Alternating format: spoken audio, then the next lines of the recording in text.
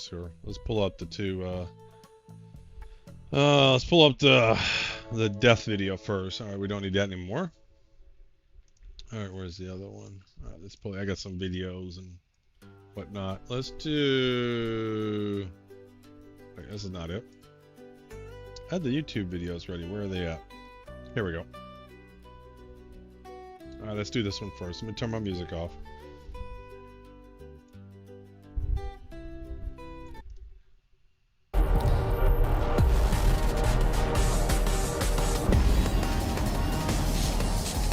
I would describe Kruger as beautiful, bold, and elegant.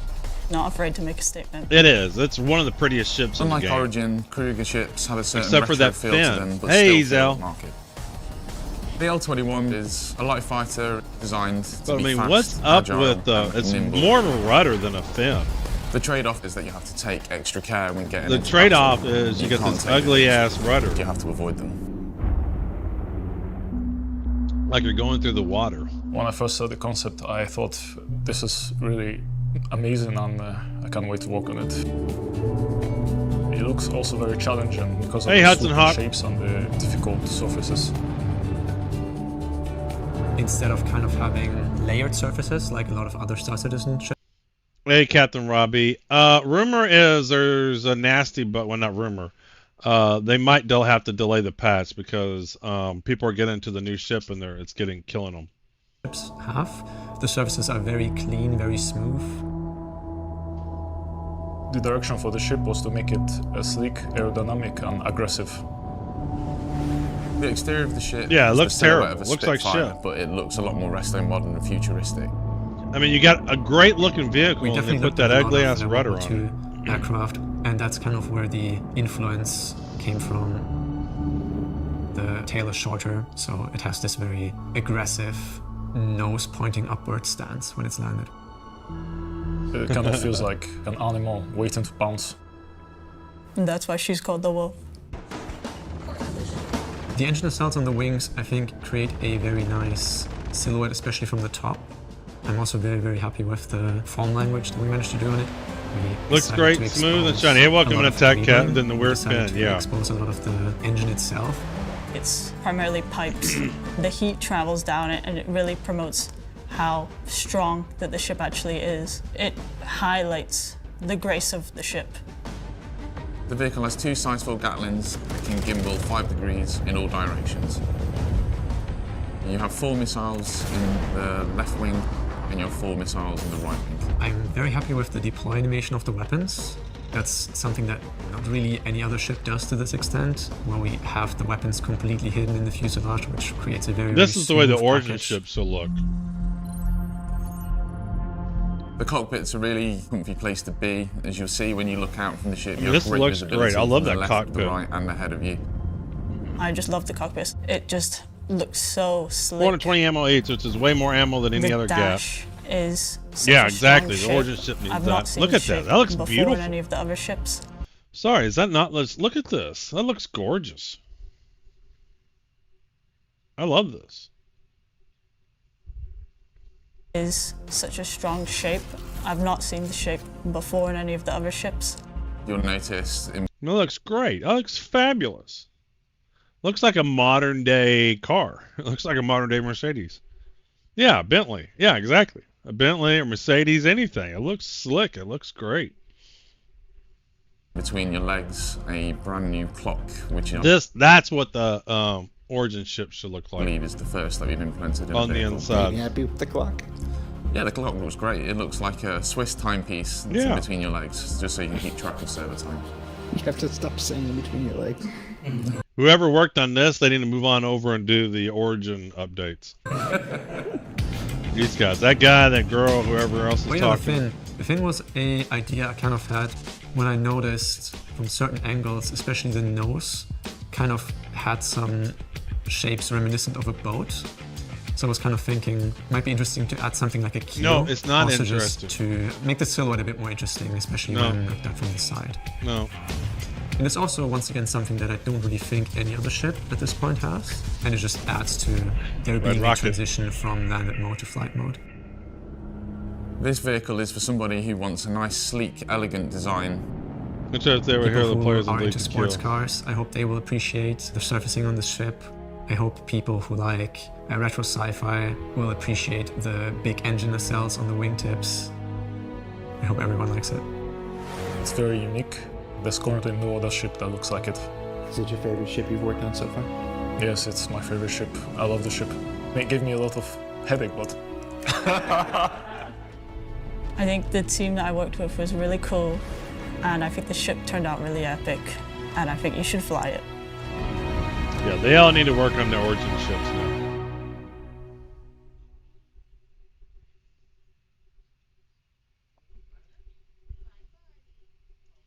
All right, and then we got a very Before weird. progress, Wait, there was classic. hold on. Oh, it's a different Kruger vehicle. Oh, hold on. Before I mean, the progress, video. there was classic. Hope it flies really well. Yeah. We say, why choose?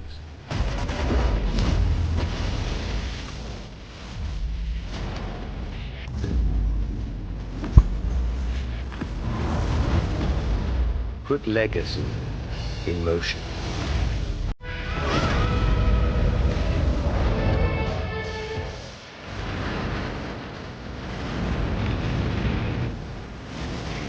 Who knows, Captain? It could be.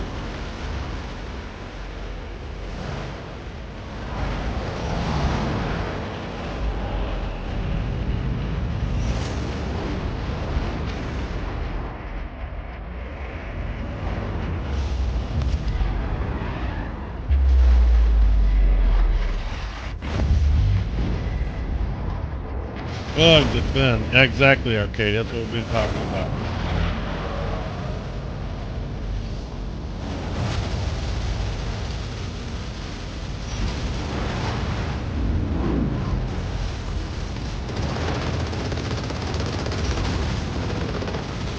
Introducing Kruger L-21 Wolf. Perfection in every piece. Nice. They make good videos. Oops. Star Citizen videos. Alright, this is inside Star Citizen. I've been in aviation for 15 years. That thing made me feel otherwise. I think it looks great. I know. I mean, I don't understand the whole deal with that. Like, if people are like, oh, it maybe help with an atmosphere. Well, if that was true, then modern planes would have that.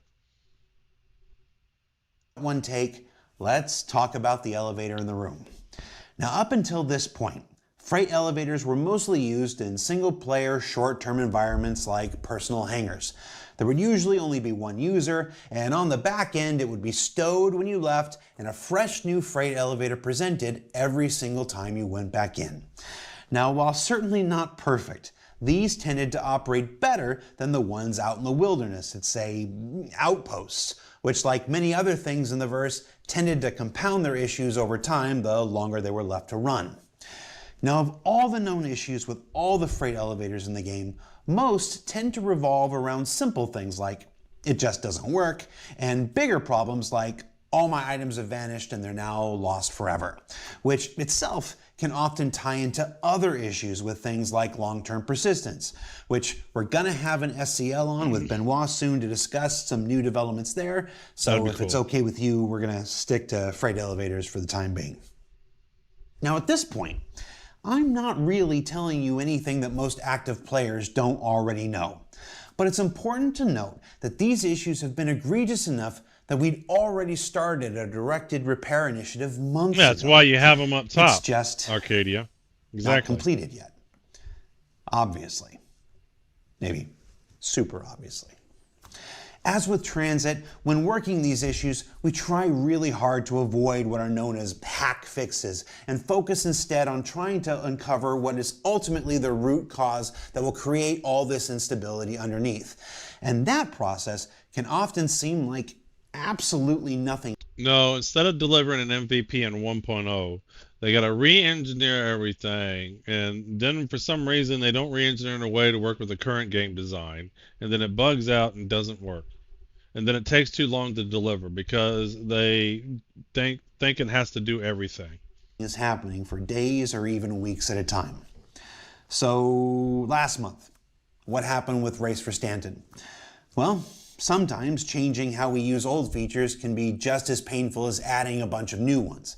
With a higher concurrency in daily active users than any patch this year, large numbers of players were driven from their private freight elevators and their personal hangars to the more troublesome ones out in the PU.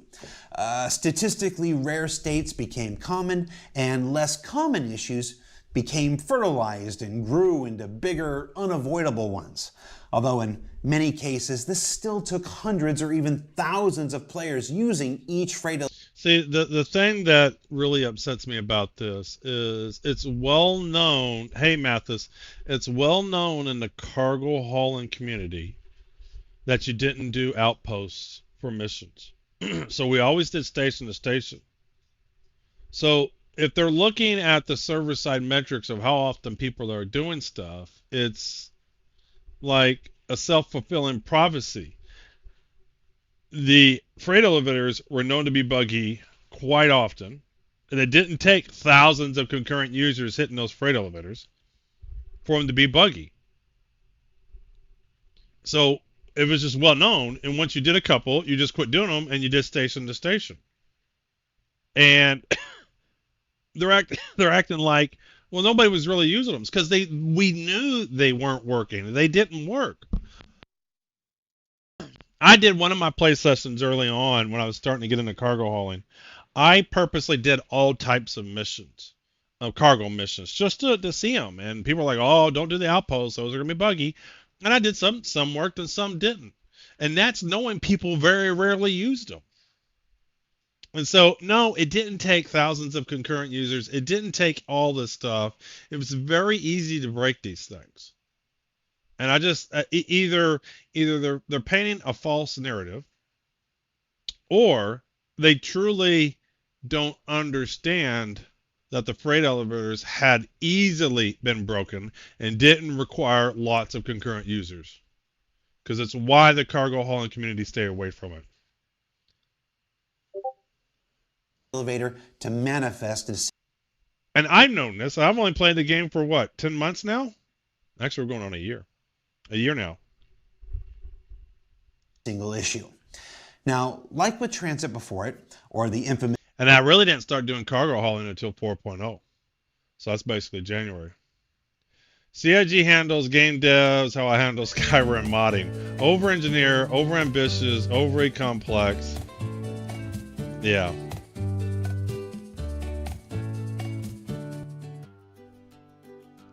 When my mod Skyrim crashes, it's not my fault. There's 30K issues of old. Who remembers those? The issues you encounter in the PU are not always due to one or two bugs, but often dozens and dozens of underlying conditions beneath and around it.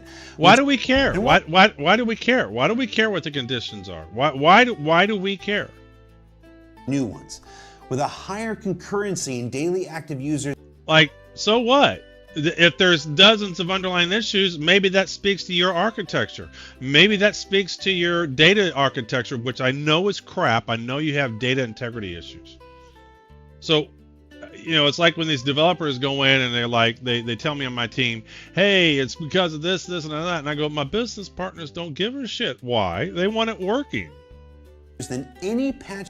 And if we've introduced it because it's complex, then our system is badly designed. This year, large numbers of players were driven from their private freight elevators and their personal hangars to the more troublesome ones out in the PU. Statistically rare states became common, and less common issues. No fucking way. People just didn't do those missions, the outpost missions, cargo haulings, because they weren't statistically rare. They absolutely happened. Became fertile. And then I don't do contested zones, but my understanding, contested zones are broken all the time, the freight elevators. Like all the time. So no, they're not. Like, okay, even if there is some statistically rare, there's a lot that aren't statistically rare. Like, what a poor excuse. Bigger, unavoidable ones.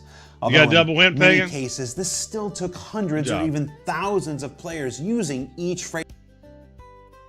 Yeah, well, they say there's lies, there's damn lies, and there's statistics. Elevator to manifest a single issue. Now, like with Transit before it, or the infamous 30K issues of old, who remembers those, the issues you encounter in the PU are not always due to one or two. I will say this, how often do you get a buggy elevator? I know I don't. I think I had one the other day, but, you know, it's been a lot more better than it was at the beginning of January. Been playing the game since December, and all my friends from day one told me to stay away from the outposts during supplier die. My org tried to use them and get my cargo on 0%. Exactly. This wasn't, it's like, even if there's a percentage of them that are statistically rare, there was a large percent of them that were not statistically rare. It's like I said, one of two things is true. They're either painting a false narrative, or they truly don't know how buggy their game is. Every once in a while, the blue man, I see a black boy. That's what I said. I saw one the other day, but it was nothing like it was in January. But I mean, we all know that they were buggy. Bugs, but often dozens and dozens of underlying conditions beneath and around and again, it. nobody cares. We don't give a fuck. That's your code. And thousands of That's your code. Have helped us address Fix your more code. Successfully if than your ever code before. can't handle it, and redesign since the it. release of Alpha 4.2.1 and up until the recording of this video, we've identified. Well, I think the major problem, Englishman, was, you know, I did the starter missions for all 4 corporations early on. I hurried up and got them out of the way. And some people were just doing corporations one at a time, or they didn't get started until 4.2.1 late. And so what happened was they were bottlenecked on the freight elevators, even though they wanted to do other missions. Like they said, they didn't attend this event to discover bugs, but it seems kind of ignorant that they discovered the bugs during this event. Yeah, these bugs have been there, and they weren't statistically rare. Yeah, ground freight has been an issue since it's introduced. Every event using them are broken. There's no way they didn't know. That's what I'm trying to say. Either they're lying right now, or they're truly not aware of how buggy the freight elevators were. They both can't be true, because we as a community know they were buggy. Identified the root causes of 44 individual freight elevator issues. So what? I don't care if it's one. It's your boat. It's your code. With 20 of them being classified as blockers or critical, and almost all of them with causes only revealed by running thousands of people. No, absolutely not. It may be 40, maybe the 44th and the 43rd, but the top 10 were not uncommon. Into them over and over and over again throughout this exactly, event. Derp. Now, in a phrase that should be very familiar to our software. So what he's trying to say, this is literally what he's trying to say. Freight elevators are working. They were working fine.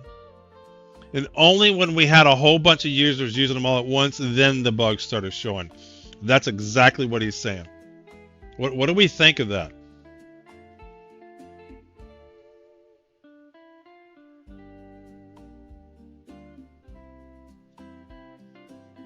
Yeah, I don't. So Englishmen, we have a phrase over in the programming world. You can't have 9 women. You can't. What is the phrase? You can't use 9 women to birth a child in 1 month. Sometimes it's not about more developers. It's about setting priorities, having a strong MVP, and maybe perhaps reevaluating some significant architecture issues.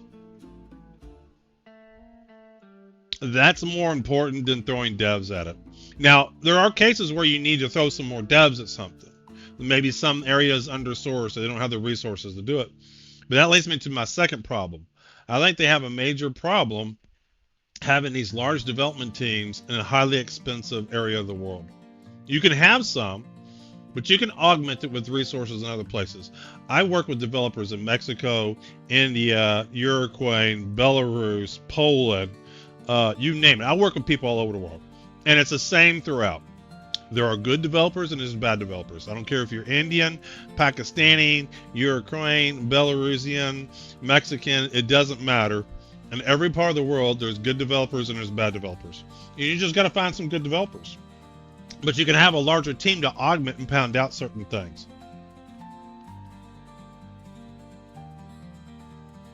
But you definitely can't necessarily, and there may be areas where you can throw more devs at it. But it isn't always the answer. Sometimes it can make it more complex. They don't, especially if you have a complex architecture, which I'm sure Star Citizen's architecture is complex. I'm not saying it's good. Not all areas are good. but I have no doubt it's complex. And that makes it harder to bring in people. Engineer enthusiasts out there. As we work to fix each issue we encountered, the resolution would often reveal another lying in wait underneath. But this is a good thing, yeah? We did all this intentionally to force progress so we can finally fix freight elevators like we did 30K and are still doing with transit? No. Now, while the project will definitely benefit from what happened long term with all the fixes and hardening that's been going in and that will continue to go in throughout Alpha 4.3 patch report. In so minutes he's talked almost 4 minutes on freight elevators. So the priority of what the existing devs are working on is the issue. I mean, I'm not in CIG, so I can't speak for their meeting. I'm just what I can see on the outside looking in. I'm not convinced they don't have some architecture issues, especially around the data model that they use to push data around. And then, two, it seems they like to over-engineer things. And you got to get some MVPs out the door. And then I also think it's compounded that they basically have a live service game that you can call it alpha all you want, but it has to be in a certain state so they can sell ships. If they don't sell ships, the whole thing comes down. So they also have the complex problem of maintaining the player base and be happy. And beyond, the answer to what really happened isn't particularly exciting. Yeah, I see that XML data structure. The whole industry got away from XML 15 years ago. I mean, the entire industry moved away from it. XML was the rage. What, 2005, 2010? It's heavy, it's complex, it's hard to have data integrity on it. So Mongo databases use JSON, but you can actually have data integrity on those databases. It's why when they do a patch and the long-term persistent is inconsistent. They don't have good data integrity. That I just see itself in the way it manifests itself in so many different ways. Or salacious or any different than what I imagine most of you already suspected. We knew there'd be issues like there have been, but we underestimated how they'd compound on top of one another at higher stresses. But no. See, that's what I'm trying to say. Either they knew freight elevators were a problem or they didn't. And if they didn't, that's just amazing. Everybody in the community stayed away from outposts. Consistent zones, freight elevators, always buggy. It's been a sometimes frustrating process for everyone on both sides of the project. But at the same time, we're super proud of the content and cadence we've achieved this year. And that should be. I've enjoyed, even the content I haven't participated in. I can see it looks like fun content. The strides all of our teams are making to make this the most... There's two problems that I have. One, when I stream, it's easier for someone to stream snipe. So when I'm doing some P versus P activity, and I'm not that good at it, it's hard for me to get into it. And I don't want to play the game unless I'm streaming. Oh goodness, English, that's a lot to read.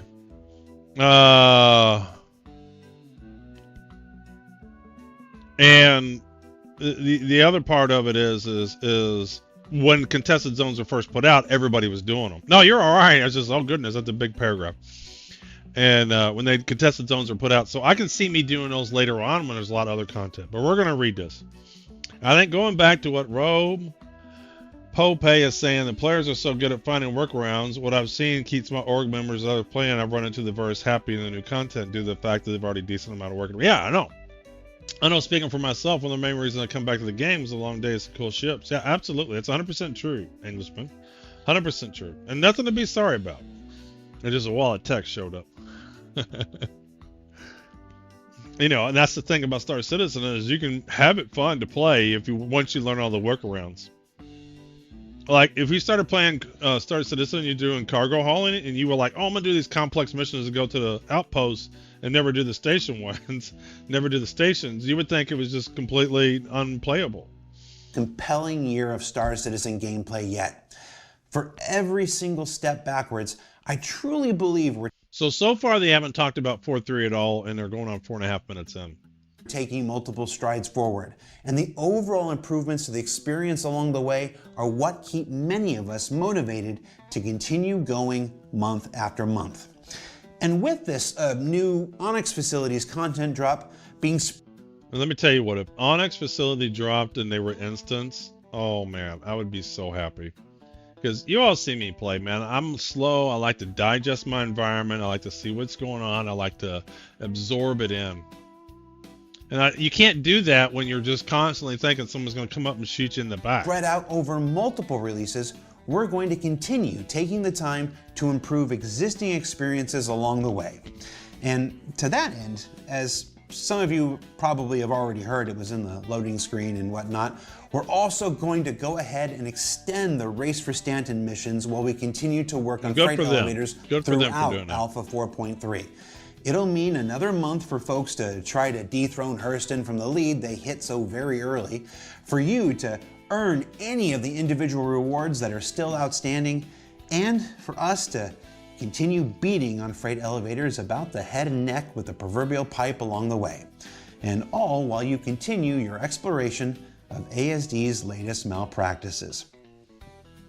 And speaking of which, we've also made the decision to keep relatively quiet on Onyx Facilities and ISC and beyond. We do this to better let you investigate and discover things for yourself. I like the idea they were giving themselves more time to troubleshoot. That doesn't mean there isn't more that August has to offer. So let's go. Well, and I've been reading the patch notes as they drop the PTU Englishmen, so there are freight elevator fixes in 4.3. Go ahead and use our remaining time this week to explore the other aspects of this new release in Patch Report Alpha 4.3. So now we're starting. So about 8-minute video of 4.3.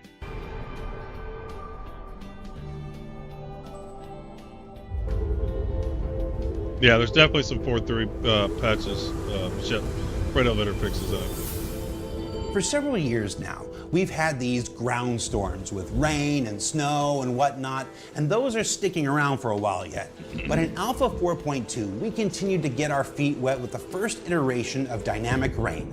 And now, 2 months later, in this release, we're continuing our climate campaign with the nascent version of dynamic snow, which leverages the same system to sleet the skies wherever the surrounding situation is sound.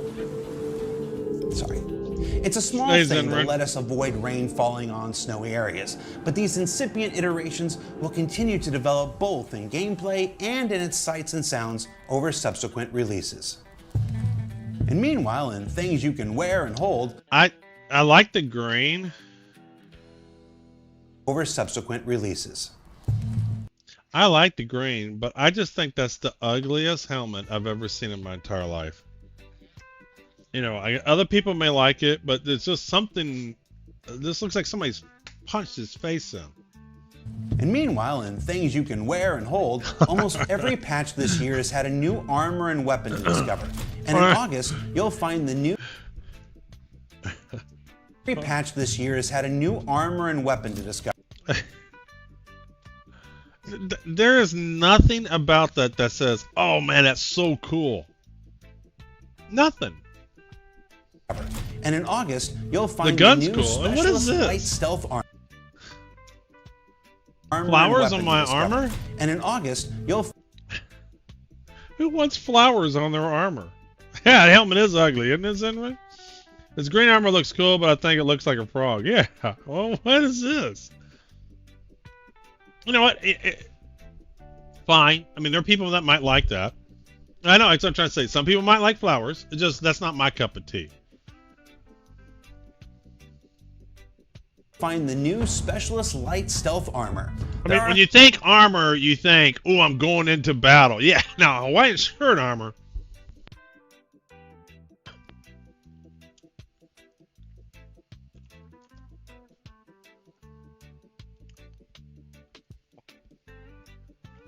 Star Citizen like Hawaiian shirt style armor. Which personalization do I have? Alright, wait.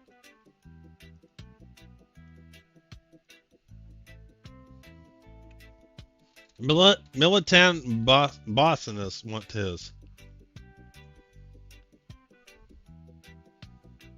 But see, that's not armor.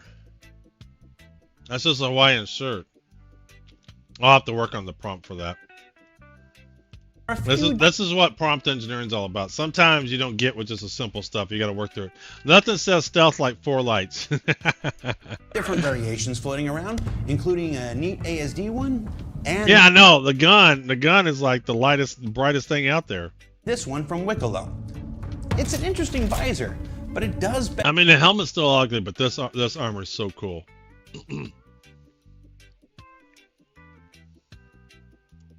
I would look forward to some stealth missions in the snow. Yes, I work 1,000 character prompts to usually get the details I really want. I know, I was just trying to do something simple. You can see the ones I had up here. So this is when I was playing, what was the game I just played? Star whatever. Yeah, you can see all the prompts that went into this one.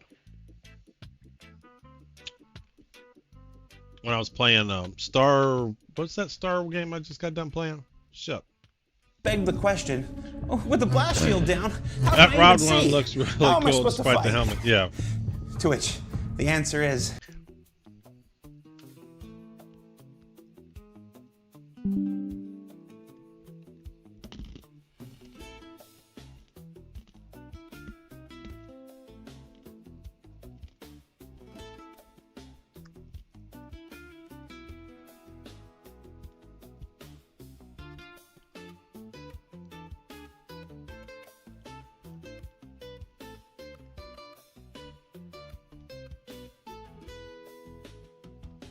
I guess that's what you need when you work at CIG.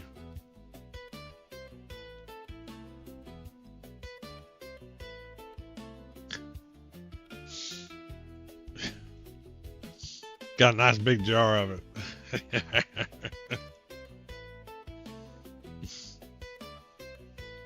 He's got lots of stuff here. This is so cool. I am jealous. He's got all the Godzillas. Hold on a minute.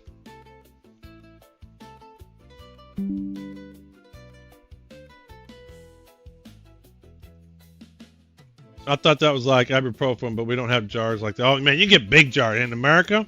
You can get big Star Rupture. That's what I was trying to think of. In America, you can get big jars of ibuprofen.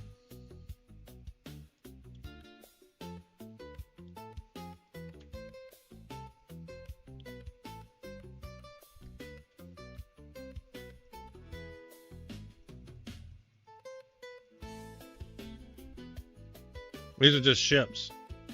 Wolf, Rock D.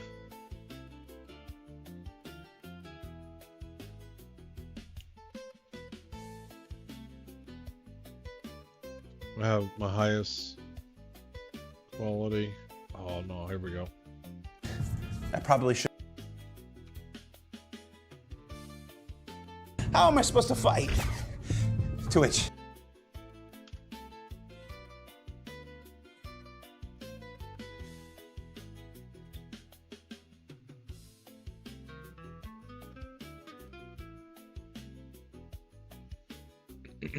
Apollo. Hermes is on there. Is that what it is?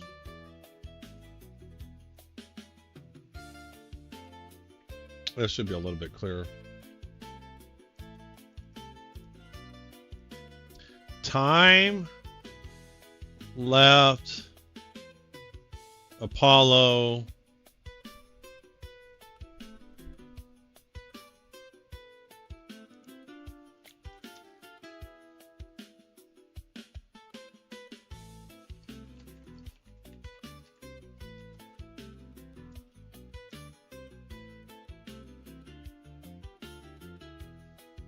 It says the great things we do. Here we go. Top row. The best things we do are possibly the best things we've done. Okay, so he thinks these are the best. Probably Meteor. Probably Meteor. This is the Wolf. This is the Apollo. Safety.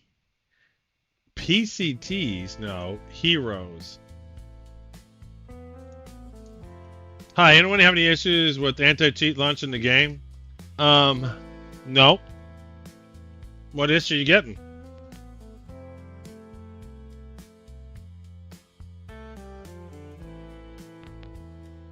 Yes, enhance.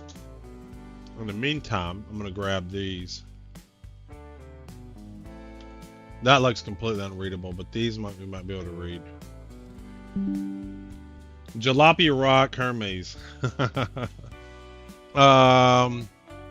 Yes, that's jalopy. You're absolutely right. That's definitely jalopy. That's the rock and the Hermes. Using code names, I'm sure. I can't have Riot's anti-cheat active at the same time as Star Citizen, else it'll crash, but that's about it. I guess you'd have to turn one off or the other. I don't know.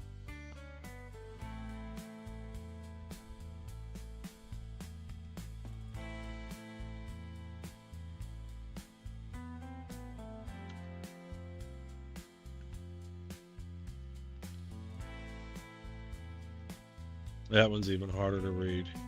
Stuff.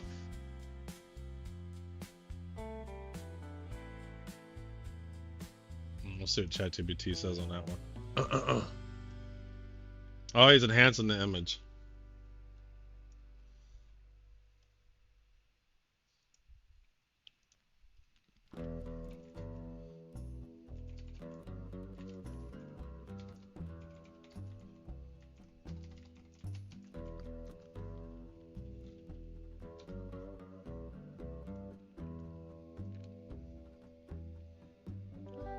This side for environment. Wow. The real stuff is board these. You think you just put random stickies up there? It's a sentence. This side for environment, the real stuff is board these. The text is too unclear to make out accurately. Yeah, the bottom one's hard to see. You can always delete EAC and reinstall automatically in case it's messed up. Definitely check for running apps or conflicts. Have you tried Googling error code? In fact, have you tried going to ChatGPT and telling the error code and see what it says? As a professional hacker, I'm laughing my ass off right now.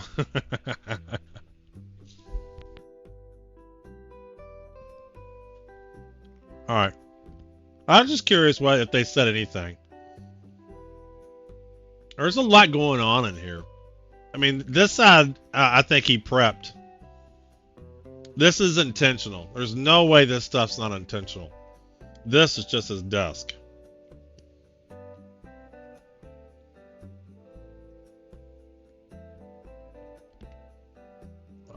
The answer is, I probably shouldn't quote Star Wars, because Disney has lawyers.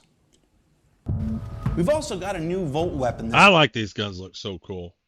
month called the Zenith Sniper Rifle that... But I'm hearing they're not as great as the other Volt weapons. 100% covered the actual sticky notes. Wait. Are there two? There is.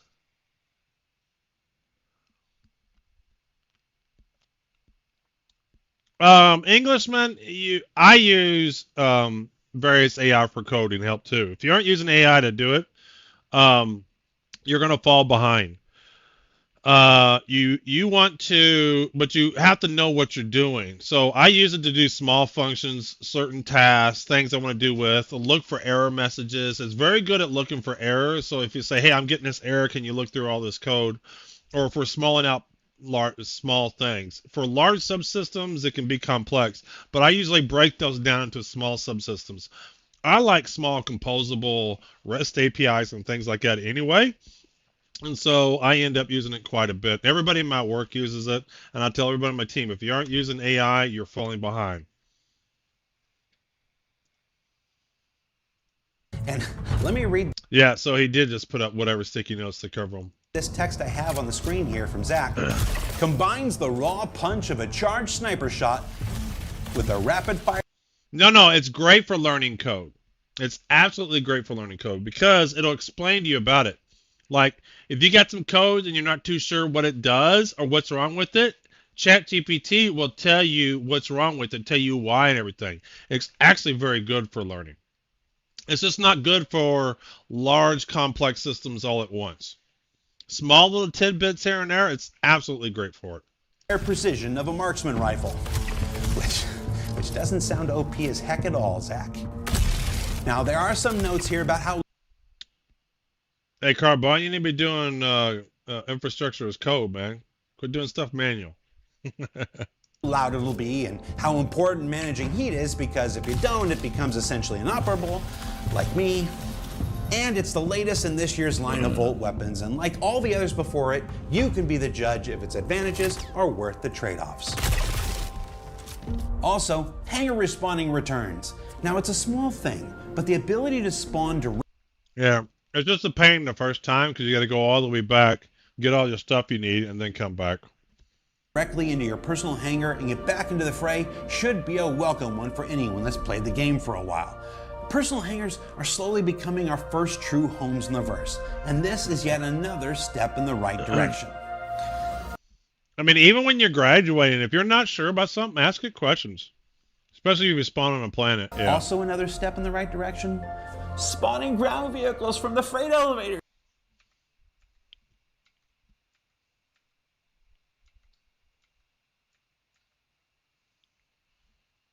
One for anyone that's played the game for a while. Personal hangars are slowly becoming our first true homes in the verse, and this is yet another step in the right direction. Also another step in the right direction. Does the Nova tank fit in the freight elevator?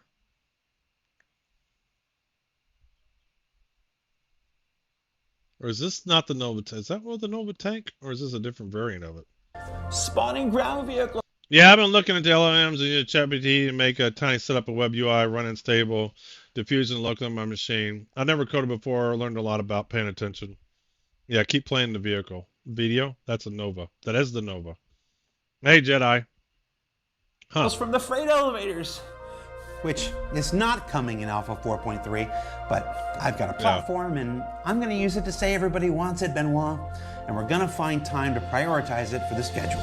Yeah, the extra large After and whatever. More fixes in the next couple months for it. I just know the Nova tank is much taller than people think. It's this videos are fictions, and don't forget that.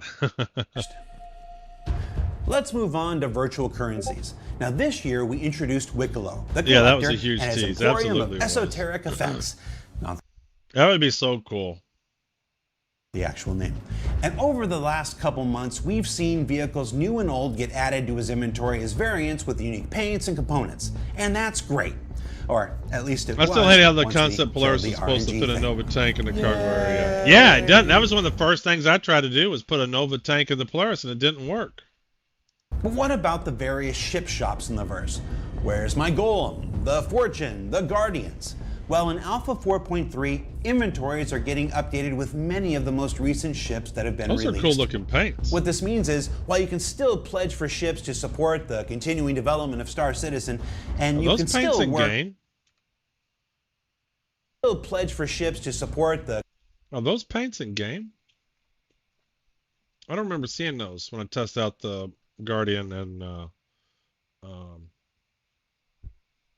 is this the Asgard? Yeah. Those are Wicklow variants. That's why I haven't seen them. continuing development of Star Citizen, and you can still work for those Terrapin, that's fancy what I was component thinking of. I don't know variants why I of many said with Wicklow. Asgard. You should also be able to pursue the base versions of newer vehicles for AUEC, and in Those a are more cool reasonable looking paints. timetable from now on. It's See, I don't know. I'm not interested in going through long things to earn things in game. That's just going to disappear on 1.0, or it could disappear on any patch. I'm mostly interested in how to play the game. This will be fun on Microtech, where he isn't much of an issue. our way of saying, yeah, we'll be better at this going forward. It was Tyler Wickens' fault. And while we're talking about spaceships, starting back in May and continuing with each monthly patch after that, the Vehicle Experience team began the next wave of flight tuning adjustments for every ship in the verse, hitting most of the heavy and medium fighters and interceptor subclasses within. Now with Alpha 4.3, it's time for some light fighters to get their pass. This includes adjusting SCM and nav speeds to increase variation within the class, I got my altering Golems the using linear Guardian and players. I don't need any more ships, especially because I'm worried they would disappear over a patch. Yeah, angular exactly. accelerations, adjusting health pools, and even swapping out some flight controller components. Like, I didn't mind a long grind for the cargo hauling, the resource drive, because those are permanent rewards added onto your account. Now there's a whole list with details. If I could grind for a permanent Wicklow ship on my account, I would do it. In the patch notes, but if you haven't flown your light fighter in a while, But I'm not going to grind for something that's going to get deleted unless it's something I'm really enjoying and having fun. maybe give it a go this patch. And while we're talking about Possibly controversial pigeon, I think Gladi needs a slight nerf. It was a little too meta in P versus P. I think it will light eventually. fighters, what would a patch in 2025 be without brand It's just a new matter of vehicles? time. And for August, we've got the long-awaited debut of the L-21 Wolf. It's sleek, it's slick, it's kind of like a cool spaceship Rorschach test. See, some people see a fancy hot rod, some people see a Supermarine Spitfire, and some people like me see a Naboo Starfighter. But it's not. So that's the new FPS turret guns? See, some people see a fancy hot rod, Those look like turrets. They look like the things from Star Wars. The little ball things that rolled around and had the little shield around it. So this must be one of the new things that they're working on. some people see a Supermarine Spitfire, Yeah, it's definitely meta. They do look like penguins. That's what first I thought they were, but then they're just turrets that's just how they happen to look. I mean, the Gladys is definitely still meta. Droidica, God, that's what I was thinking see of. a Naboo Starfighter. But it's not. It's not. Disney. It's the newest light fighter from Kruger Intergalactic, a brand previously known for the Merlin and Archimedes, two ships who share the same names as characters in an old animated film about King Arthur from... Why was the character half scaled? What do you mean? What character? This guy looks huge compared to that ship. Disney. It's the newest light fighter from Kruger Intergalactic, a brand previously known for the Merlin and Archimedes, two ships who share the same names as characters in an old That guy looks massive. animated film about King Arthur from... Now you can learn more about it in our dedicated Behind the Ships episode, also available on YouTube, and the L-21 Wolf will be flyable as soon as Alpha 4.3 releases. And lastly, let's go ahead and touch on this month.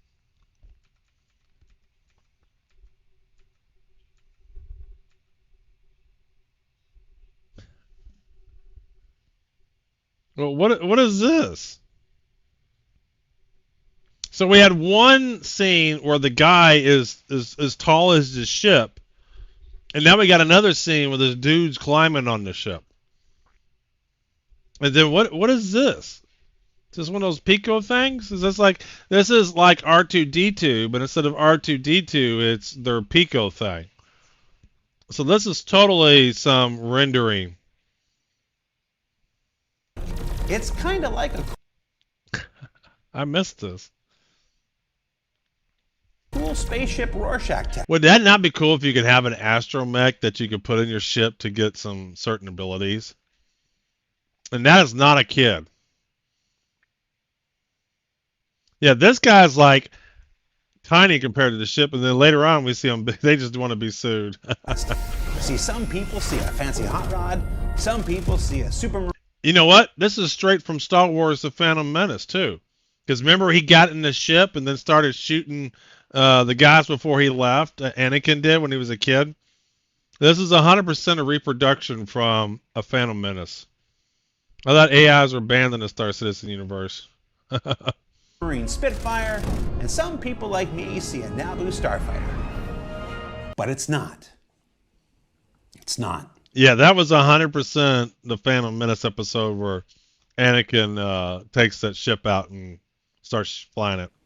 Disney. It's the newest light fighter from Kruger Intergalactic, a brand previously known for the Merlin and Archimedes, two ships who share the same names as characters in an old animated film about like King Halo. Arthur from... Now you can learn more about it in our dedicated Behind the Ships episode, also available on YouTube, and the L-21 Wolf will be flyable as soon as Alpha 4.3 Jedi, everybody hates the fin. Nobody likes this, whatever this is. releases. And lastly, let's go ahead and touch on this month's big content drop, the new Onyx facilities. Now this is a big swing from our environment, level design, mission, sound, and every other team that's worked on them. And that's why I'm not going to say a whole lot. Everyone here really wants you to just get in there and experience them for yourselves. And don't forget, this is our first multi-part release of the year. So we'll open up that third and final wing eventually, and you'll find out what Dr. Yor and ASD has really been up to. It's more than just worm torture, I can promise you that. Ultimately, this month like this year, we'll continue to see Star Citizen pushing its development into lots of new directions. And quite frankly, some are going to work better than others. Some are going to take us a bit to figure out. And some are going to be some of the best and most interesting content we've ever released. Align and Mine, Stormbreaker, Onyx facilities. I just want to shout out all the work everyone on dev is doing to keep this year interesting and to continue improving the existing gameplay systems along the way. And then of course, the continued engagement with the project from you, who are coming back month after month in record numbers to see where we're going next. And finally, if you are wondering why I'm at my desk, where I spend most of my day doing my other job behind the scenes that has little to do with ISC or SCL, there's this little thing called CitizenCon Direct coming up on October 11th. And the spaceship is currently locked down for the next 8 weeks filming for that. So be sure you check out the latest post on the Bar Citizen. That's Perseus, right? Just let me pledge the battleship battlecruiser already. Yeah. So that's the Perseus that's locked down for the next 8 weeks, right? Speaking of which, when did you say October what? When do I release? When is my giveaway end for the Perseus? God, if I timed that accidentally, that would be awesome. Oh, end of August. No, that's the gift card. Oh boy, I almost nailed it. I hope all these new directions aren't a bad idea. Long-term development. Hopefully, new content is stable on release. So we don't have more things to complain about as a community. Yeah. Boy, I almost nailed that. I almost want to bump that up. I'm not going to do that, watch though. Parties to find out where you can join our staff to watch it as it unfolds. For Inside Star Citizen, I'm Jared Huckabee. Thanks for listening to me yak about freight elevators for 5 minutes. And I was going to do a joke here at the end where I pretend to push a button and the elevator takes me down beneath my desk. But considering the work that we still have ahead of us in fixing them proper, it would probably go a little something like this. I'll just say we know what's left to do and we're on it. Thanks for watching. We'll see you next time. Not the best. I spent a lot just talking about the freight elevators. There's nothing new else on here, is there? 4.3, we watched those two, and then the sound one we've already seen. Okay, that's all those. What is on? Turn my music back on.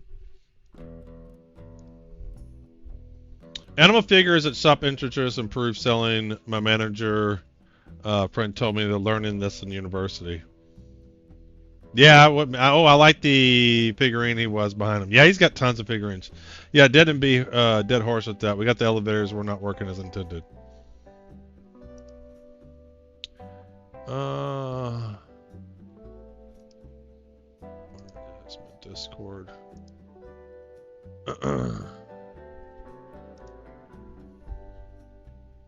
Oh, here you go. Where was the guy talking about anti-cheat?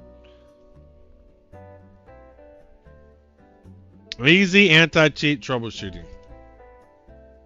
Who was that? I was asking about that. Literally, they just updated this article.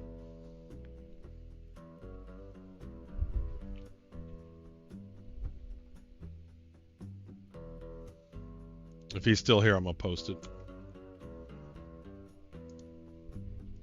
Well, that's my cue, I guess. Got to get up in 6 hours. Hey, see you later, Yuri.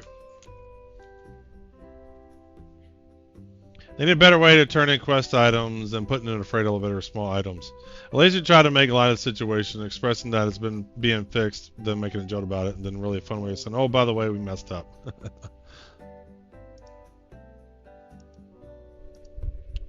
Did you see this? The launcher's got, what was the comment?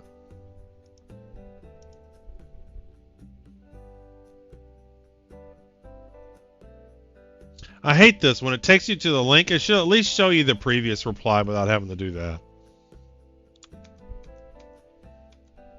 Let's go ahead and get this bigger.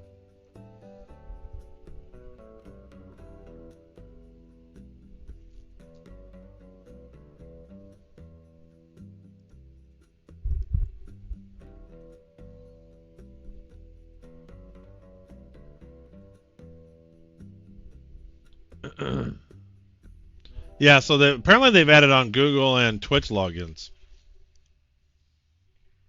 Yeah, they also got the bot and the official SC Discord spamming EAC shitting itself.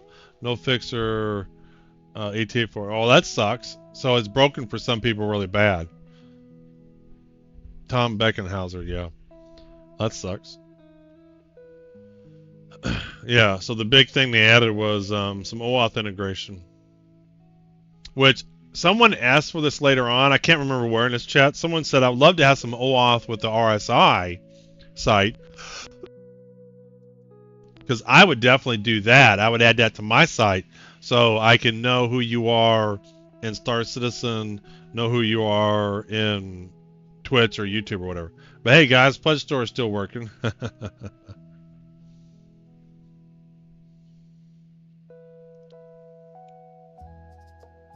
Alright, we done the patch report. Oh, did we look at the Q&A? Did they say anything good about that?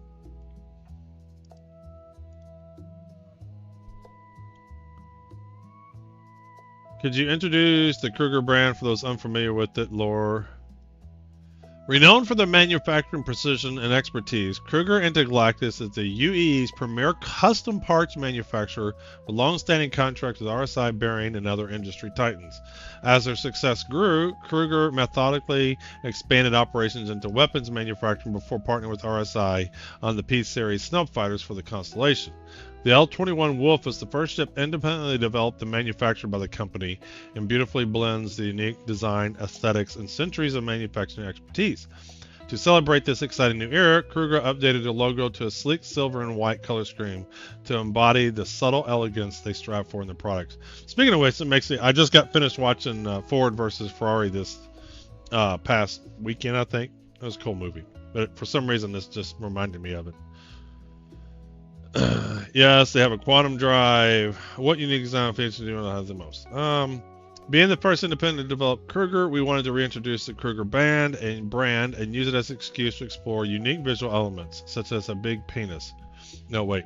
Plus the elegance of what a combat ship in our universe. Push the elegance. Show there is room for smooth, sleek lines on a deadly combat-focused ship. This is all like Origin supposed to be. Hark back to the 50s eras of concept vehicles and designs that we have lost over time. Mix clean, flowing lines with a very aggressive cockpit location, intimidating weapons, and landing stance that echoes the historic single-seater warplanes. I love the weapons hide away, and the interior cockpit is beautiful. It's absolutely gorgeous.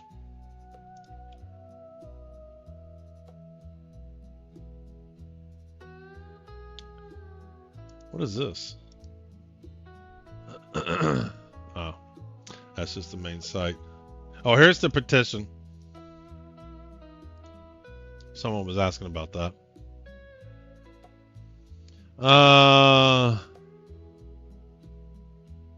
Oh, someone was talking about this too. Will the fin affect the ship's aerodynamics? Can it be toggled using the VTOL keybind? The fin in initial release is tied to the landing gear state only. We're investigating player-controlled options to allow it to manually toggle in a future patch. It currently does not dynamically impact aerodynamic handling, though when the control surfaces features hits the PU, you can expect it to have an impact on atmospheric yaw ability. It's a smexy looking ship. Yeah, because this is what I learned. They want to introduce new ships for new sales, And they want to fix new ships. Now, if they happen to fix a new ship because they built a new ship off of, well, they don't want to fix an old ship. So if they make the Kruger line of brand basically Origin 2.0, then they can sell Origin 2.0 all over again.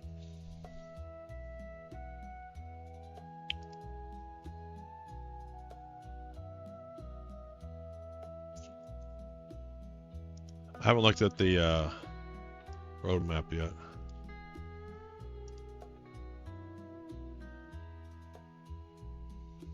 Yeah, so they removed anti-personnel turrets. So let's start from the top. Okay, roadmap update. Let's see here. 4.3. All 4.3 cards have been committed. We got the Kruger ship. NPC dropships. Whoa, what is this? Introducing dropships in Pyro, defending outposts, and deploying reinforcements when the local population is attacked. Whose dropships? NPC dropships? Oh, NPC dropships, duh. So what we thinking the patch bundle will be? Who knows? Armor. Another Michelin tire outfit. So that's cool. So you're going to be on an outpost, and then there's going to be dropships that come in. You're mainly a Stanton player? It's go to Pyro from time to time. That's fine. Early when Pyro first came out, I was hanging out in there, and when people are like, "Aren't you afraid someone's going to kill you?" And it's like I die more times to CIG and griefers. I mean, I die more times to myself or CIG than I do any other players.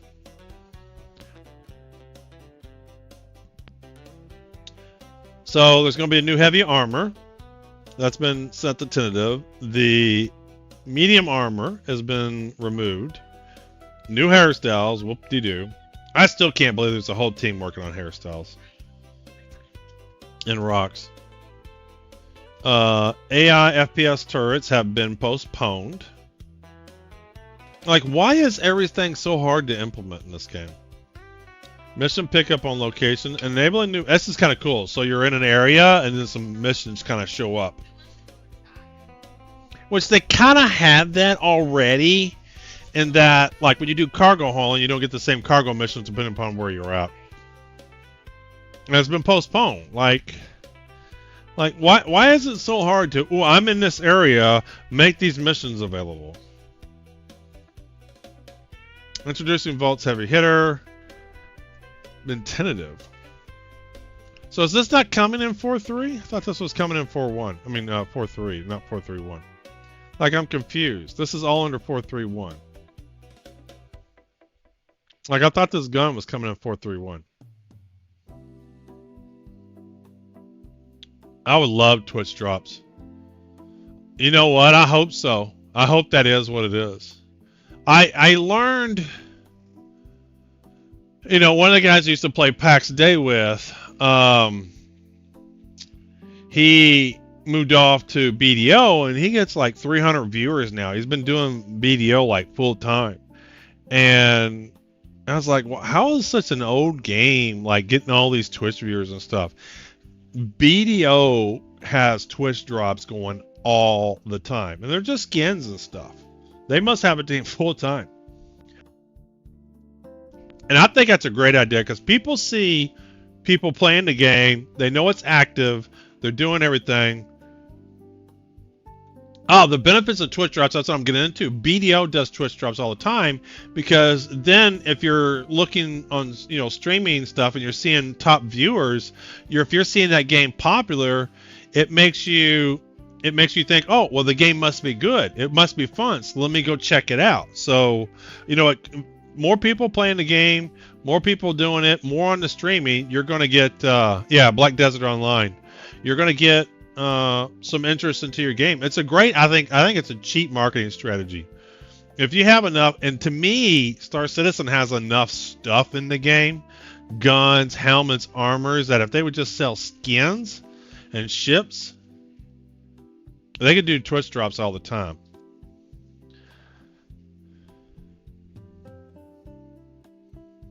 Well, I mean, the link in the account. So they just updated the launcher to have Twitch and what was the Google. So that might fit in with the YouTube. But they have Twitch integration now, and it could be for some other reason.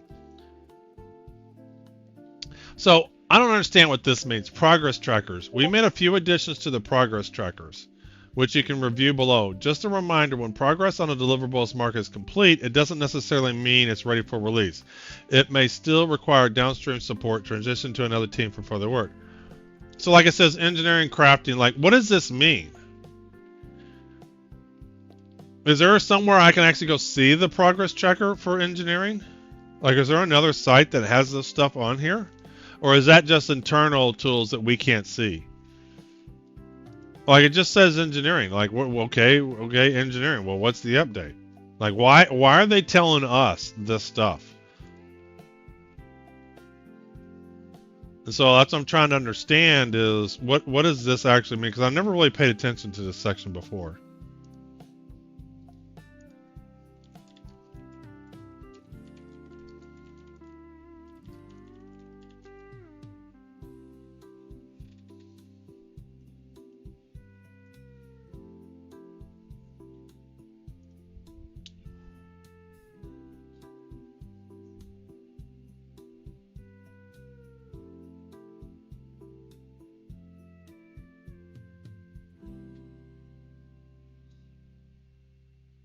I thought Squadron 42 was feature complete 2 years ago.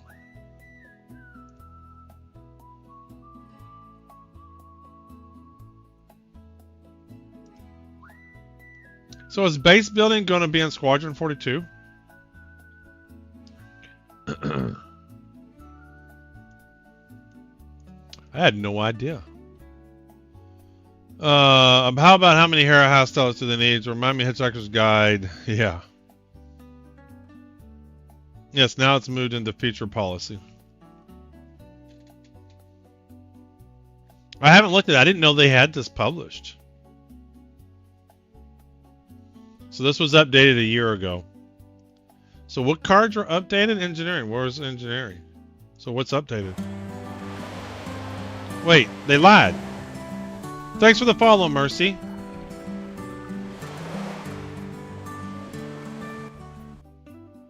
We made a few additions to the progress tracker, which you can review below. Just a reminder, when a progress on deliverables mark is complete, it doesn't necessarily mean it's ready for release. So this implies there was an update, right? But this says last year. Engineering.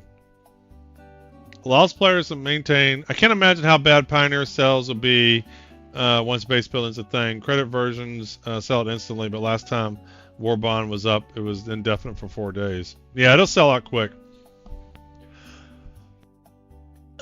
Thanks for the follow there. Who was that? That was, did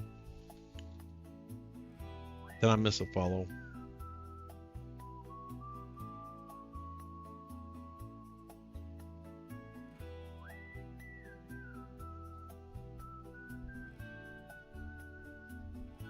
Mercy. Thanks for the follow. Appreciate it. So I don't understand how this reacts to this, because this says this was updated last year. So I was expecting to see a date of, you know, the 14th or something of this year. One developer? I had no idea this existed.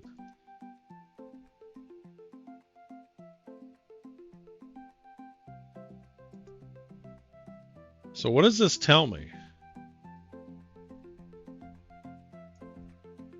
The developer's time on this deliverable is stripped to denote that they are a part-time resource, splitting their time, and they're not even full-time, just splitting their time between tasks and one or more other deliverables.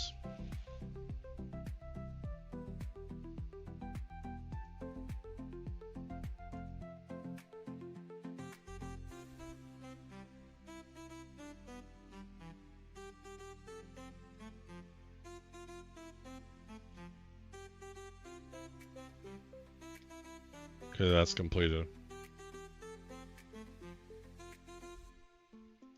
So what does this mean? Crafting. Did they do anything new on crafting? Like, what does this tell me? Does this tell me anything? Like, this says this was updated last year too. It's not updated today. One developer, not even full time. I don't understand how to read this. I don't know what this tells me. Or is it one team or one developer?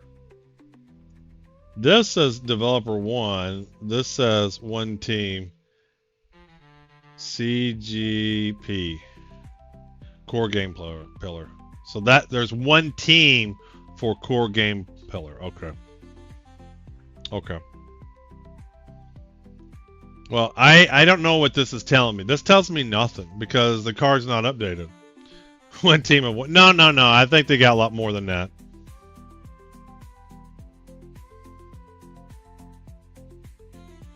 And you can't tell how many people there are because they're partial on a lot of things. Like if I were to roll this up, this says one developer partial.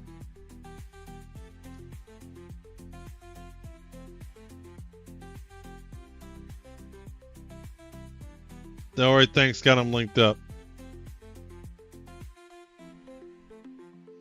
Alright, I can get lost in this, but I'm confused as to what this information is supposed to convey.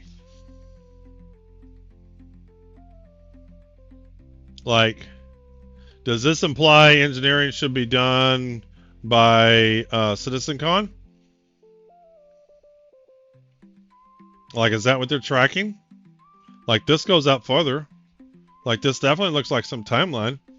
I was under the impression most devs at CAG were working on a couple of different things at once, so saying one team is a little bit misleading. They are. But this is how they organize their team. So I can see this. I can already break down how they do this, right? So there's one team working on crafting. If you click on team, what was I doing? These appear to be one team working on this. One team. 6 teams working on whatever this is. Aceto is a station created by Aceto Com Relay, a human corporation and manufacturer. Yeah, so this is probably, yeah, you can 100% see this is a Squadron 42, probably critical place. So this is like being on the Halo for Halo Combat Involved. So this is important. 2 teams, and it could be there's a sound team working on it, there's a graphics team working on it. Like there's 6 teams. One could be sound, one could be graphics, one could be core gameplay. Like the teams look like these are deliverables. These are deliverables and these are the teams. So there's a team that does art and tech. There's a team that does core gameplay, vehicle content, EU and North America, locations, and then it looks like they got some teams for certain chapters of Star Citizen or Squadron 42.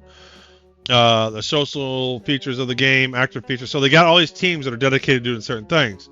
So when we go look at the deliverables, how do I get back to deliverables?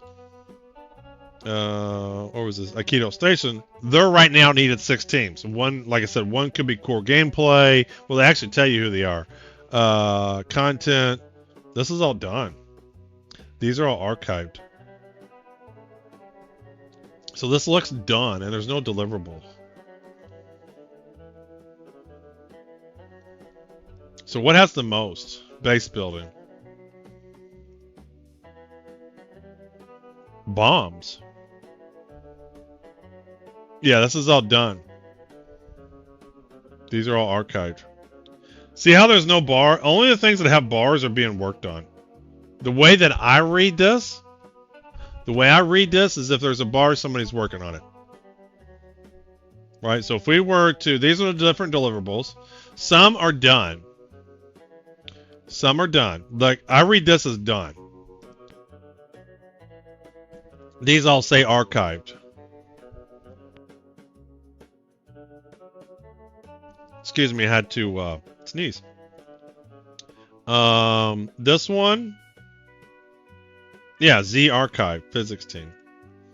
I wish there was a better thing to see what was complete and what's not complete. Maybe this view does. All right, this is the release view.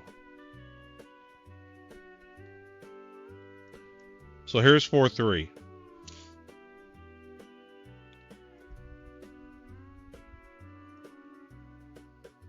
Yeah, mocap is motion capture. I assume they completed that for now for Squadron 42. Yeah, it makes sense. That makes sense. So, got it. So when they say 4.3, they must include, yeah, they include 4.3.1 and all that. So this we know was moved to 4.3.1. Sniper light armor, Wicklow light armor, ASD light armor, new hairstyles, tentative, work in progress, core tech, dynamic snow, ladder improvements, locations, Onyx facility, ships and vehicles, Wicklow special ships, weapons and items. Yep. This is cool. And so basically they have what's coming up in their next release, and then everything else is 1.0. But what I find interesting is this progress tracker. If you were to scroll through this real quick,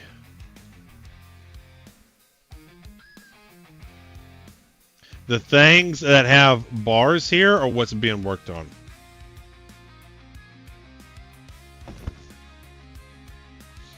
That's the way I read it. This right here.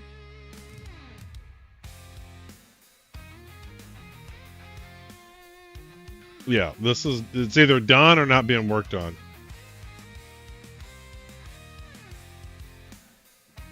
Right?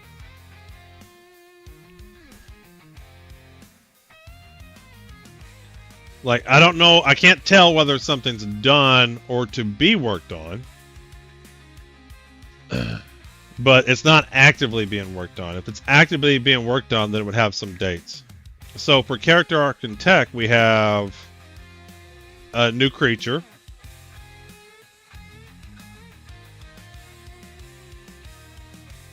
And then we have this mission, and I guess is the mission done? Let's go to deliverable view. Redacted mission. But I don't understand this because it doesn't really give me a deliverable. But maybe for some Squadron 42 stuff, they don't get into it as much. Maybe only for Star Citizen stuff they really publish that what they're working on. I mean, the way I read this, guys, they're expecting base building to come out the end of this year.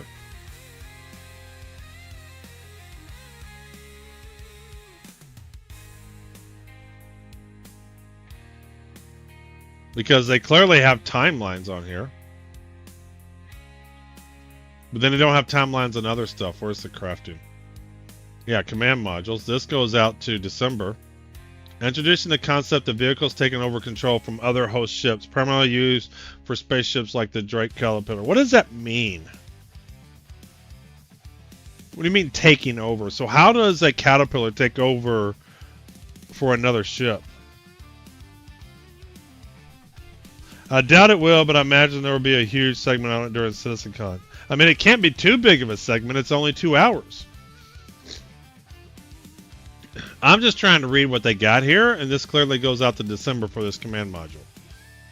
And maybe they only plan to the end of the year till they go on break, and they haven't planned 2026 yet. That might be it. But the base building... The base building is not through the end of the year. It's, what was that? It's like here.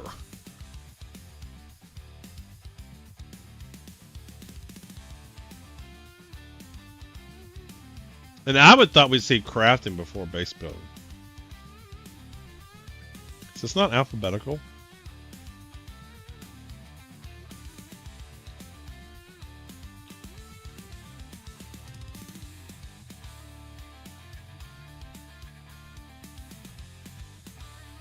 Yeah, I would thought we'd see crafting before base building, but maybe not.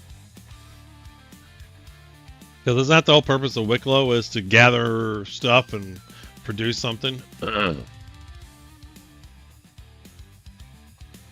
Well, this is, I thought would be kind of interesting, but I just don't know how much we can rely upon it.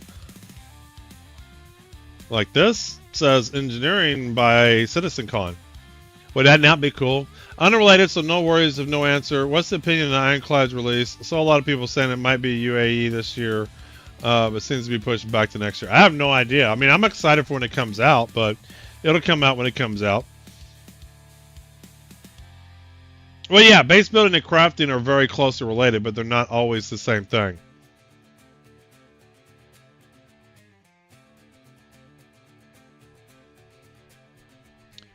Now, to do crafting, you might need... I mean, you can do crafting today. You can go on to one of the salvaging machines and craft some stuff, right? Even in the Onyx facility, you can craft a multi-tool. So maybe base building, there'll be crafting stations that then we can craft with. So maybe base building has to come before crafting. At least for anything decent.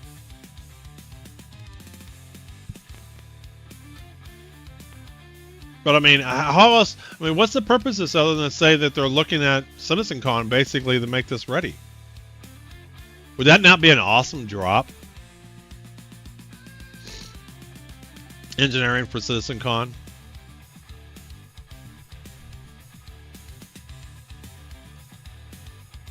Like, they still have the radar scanning going out until October also.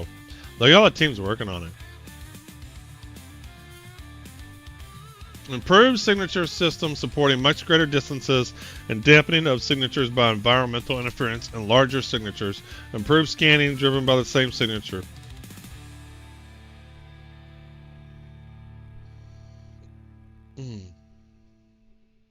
Inventory rework.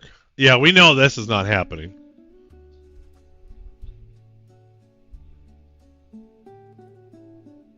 Okay.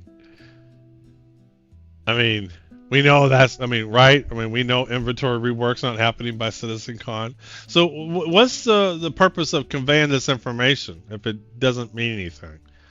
Like, I don't know what to do with this if it isn't correct. Like, there's no way on earth this is being dropped in CitizenCon, is it? So if it's not true, then why publish this?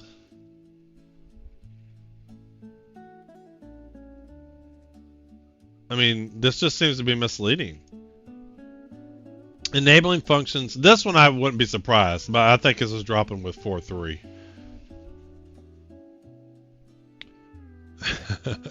Well, no, this is the first time I've seen this Lady Space Patrol. I didn't know they had this. So I'm trying to, especially the software engineer in me is trying to understand, like, if I was trying to do my job and basing it upon this, I couldn't do my job because I don't know when something's going to get delivered.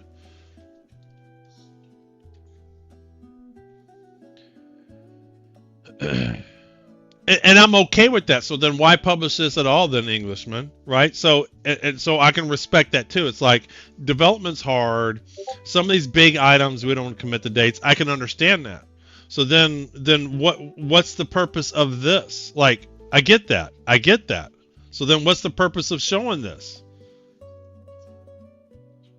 For ignorant client. Yeah. What's the purpose of this? Like, what's the purpose of saying there's one team, CGP, and they got something going out until the end of November? Right? So if this is not correct, then why even have this? That's all. Because I don't see any value to this if it's not correct. Or not even that. A best guess of what it would take. So like I said, it's the first time I've ever seen it because I discovered it because I saw this stuff. There's no information to claim open development. Yeah. I saw this, and so I just Googled Star Citizen Progress Tracker, and then I found this. I was like, oh, wow. Look, brand new Merchantman. 97 weeks.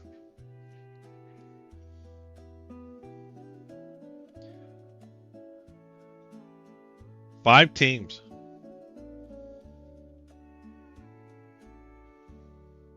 All right, let's see what else we got out here. Unfortunately, it creates unfulfilled promises in the community. I know, so why even publish this? Ollie North.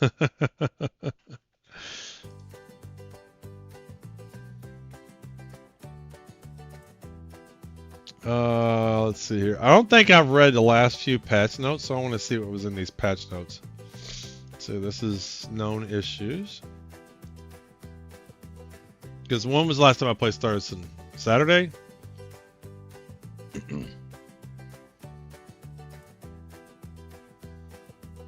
Oh, here we go.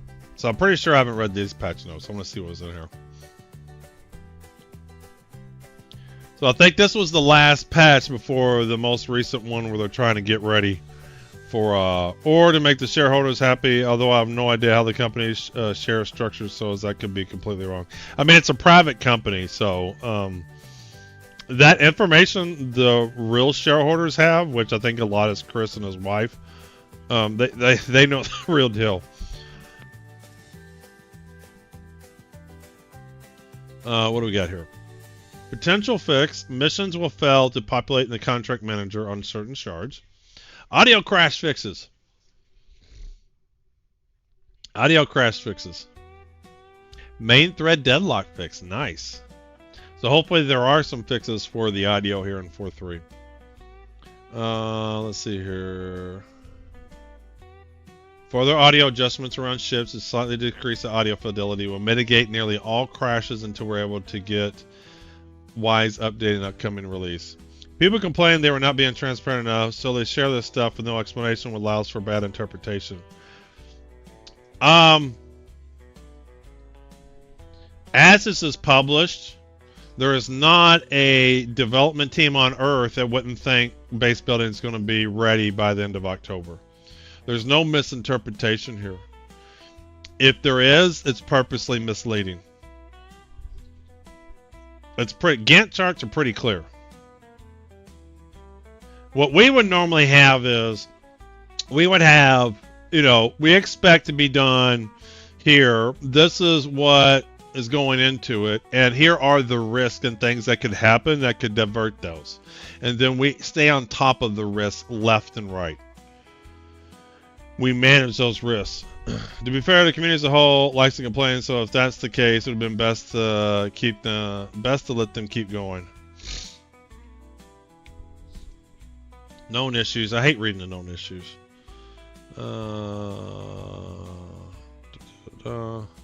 Out of cloud cover to the poles in Pyro 3.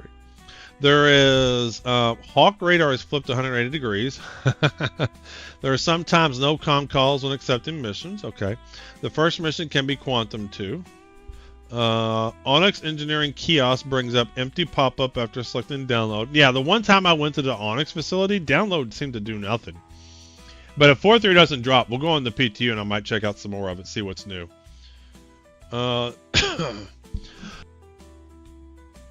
Xenix Sniper doesn't charge after overheating. Mission objectives markers for the pipes then appear after players enter an engineering wing. Mission content, there is no deliverable objectives after collecting data drives. ASD jumpsuit variants does not include the variant edition name. Phase 2 M1 repeat missions does not reward ASD drive. Patient checking kiosks are stuck displaying room 0 and are not interactable. Well, that sucks. Weather particles are not spawning when the temperature is above certain levels, but other weather indicators are. Visor FX caused by the snow disappears when facing certain angles. Radar shows 34.35 default too short range for vehicle radar default 35K. Reloading salvage canister into empty multi-tool does not. Oh, cool, they fixed that. First time I tried to do salvaging with the big Cambriel tool, you couldn't reload. You couldn't like swap the canisters out that were on your body. I think I'm going to bed now. Have a good rest of the day. Hey, see you later, Englishman. Thanks for dropping by. Thanks for the resub there. More hot fixes. Any chance of getting the personal storage hotspot working? Uh-oh. Thanks for the follow. Muhafiz, 1984.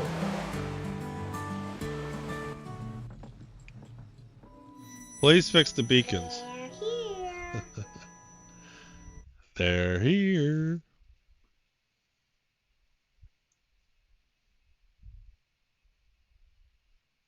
Alright, I think that's all of the patches I missed.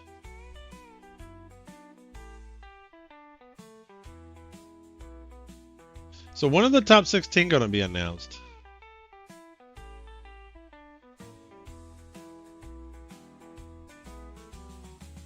In the meantime, we finalize the top 16 votes as well as when do they? How long do they normally wait to announce?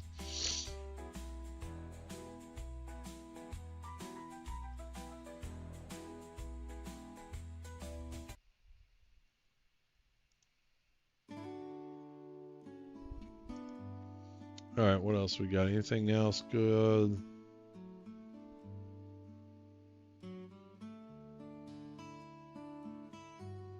Is this a new video? Have you seen this one?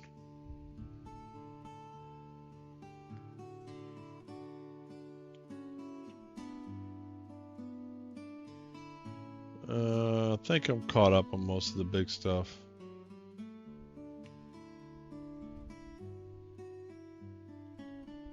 All right. Close all those. Close all this. Close that. Close that. Hey, Idrisim. Let's see here. So no new update. Doesn't look like it. All right. Let's go to PTU.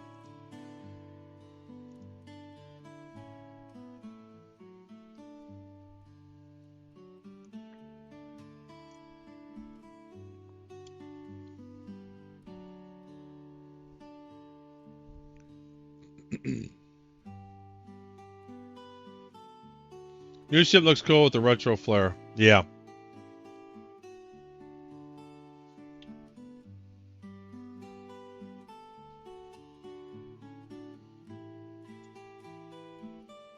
Is the PTU down? Did they take the PTU down? They did, didn't they? They took it down for prep to go live, and they're not going live.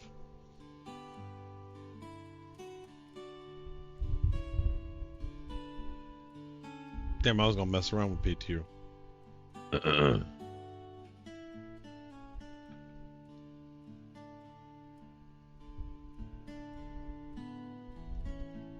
Yeah, I don't know.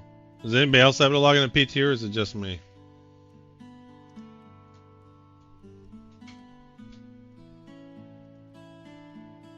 Check for updates, make sure I'm not missing something.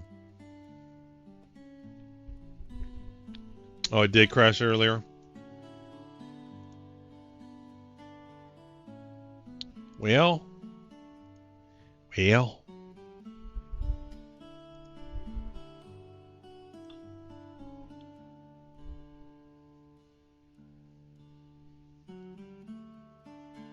Guess we go to live. All right, live. Oh, there's a game update. Maybe they updated it.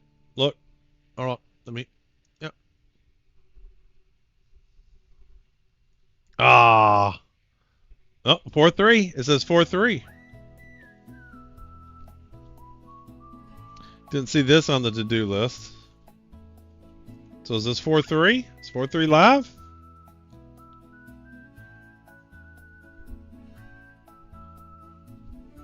Hello, I'm from Istanbul, Turkey. I started playing this game recently. It's a really good game.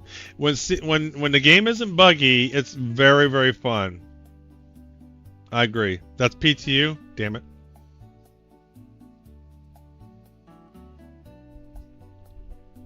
Did it, wait a minute. It says live. My drop down says live. Live. I know it says PTU, but it says live. See how it says live there? It says PTU here, and it says live there.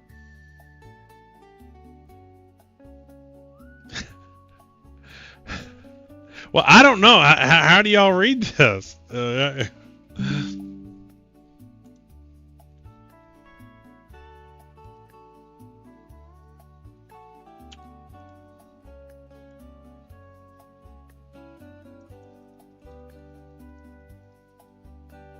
For the folks back home, I can't see. Eh?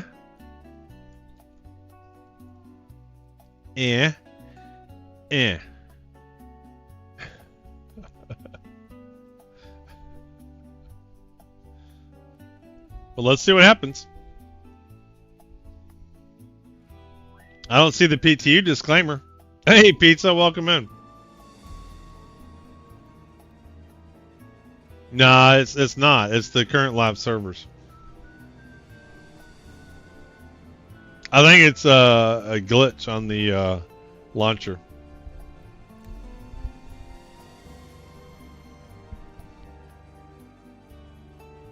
Well, the idea was to do some 4-3, but apparently they're having issues with 4-3.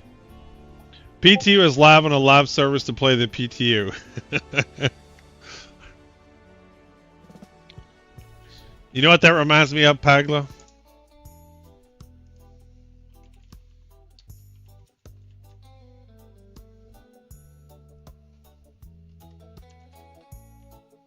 You know what? I need to get this as a redeem.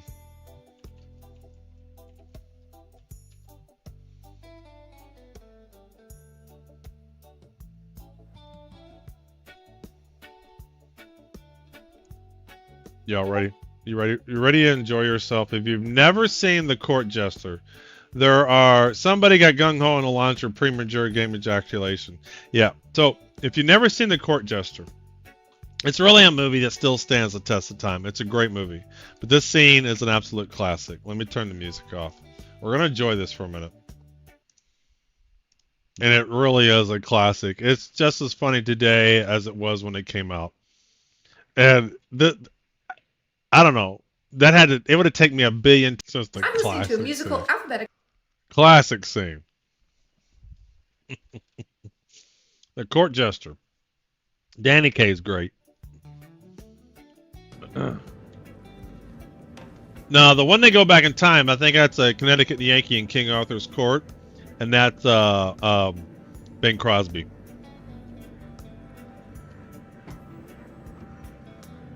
This one's an appropriate time period movie. Like, everybody's from that time period. What am I wearing? Oh, yeah. I dig this outfit. Inconceivable. Yes. You know, the whole scene from Cuckoo's Poisons or whatever. From that one cartoon. Yes, he's thick. They had to take inspiration from The Court Jester.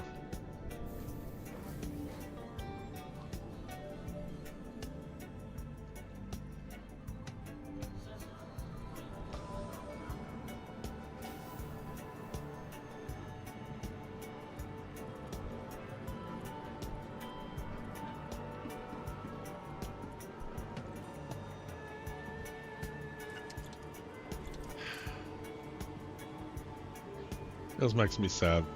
It's nice that unlike the new movies today, the ones with the past focus on pure comedy. Yeah, I mean, they didn't have special effects, so if they did, that'd be practical. Yeah, I mean, it's a lot different.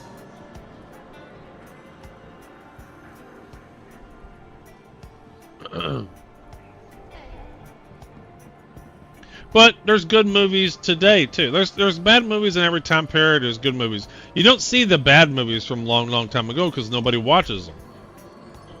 But like I was saying, I got done watching Ford versus Ferrari. That was a great movie. That was a good movie. There's still good movies being done today. Plenty of bad movies and plenty of meh movies. And they sure do like to reinvent the wheel all the time. I don't know. I think Office Space is pure. Well, it is. That's what I'm trying to say. You know, there's good movies all the time. What's the most recent really good comedy?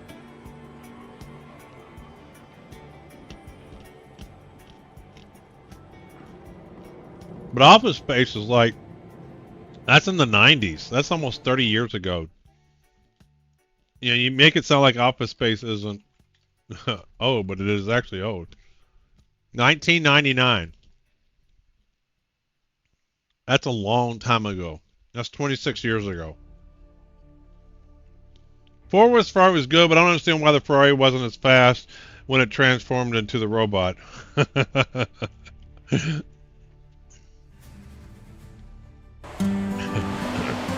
Hey, Zoo, thanks for the 10 cheers. Appreciate it, man. Happy Thursday. Would everything everywhere all at once be considered a comedy? You know, I haven't seen that. I don't know. I haven't seen that. Is it a comedy? I don't know. I haven't seen that one. I know it did well on the Oscars and stuff. I just haven't seen it. You know how I end up watching movies? Yeah, I'll be watching clips on YouTube, and it'll be a short from a movie I haven't seen, and then I really like the clip. So then I go find the movie and I watch it. And a lot of times I end up liking them. There was one where they had a clip from The Hunt. And I thought that was a pretty neat clip. So I watched The Hunt, and that's a little weird. Very graphic. It was enjoyable to watch. I wouldn't watch it again. So, Fabio says it's a comedy. Have you watched Alien Hearst series, first 2 episodes? I just heard about that. I might put that on my list to watch. Honestly, I'm waiting for my house to get finished so I can get my big screen TV and watch these kind of things downstairs in a proper setting. Spaceballs. Yeah, that's really what a Spaceball? 82? 84? Spaceballs. 87. 1987.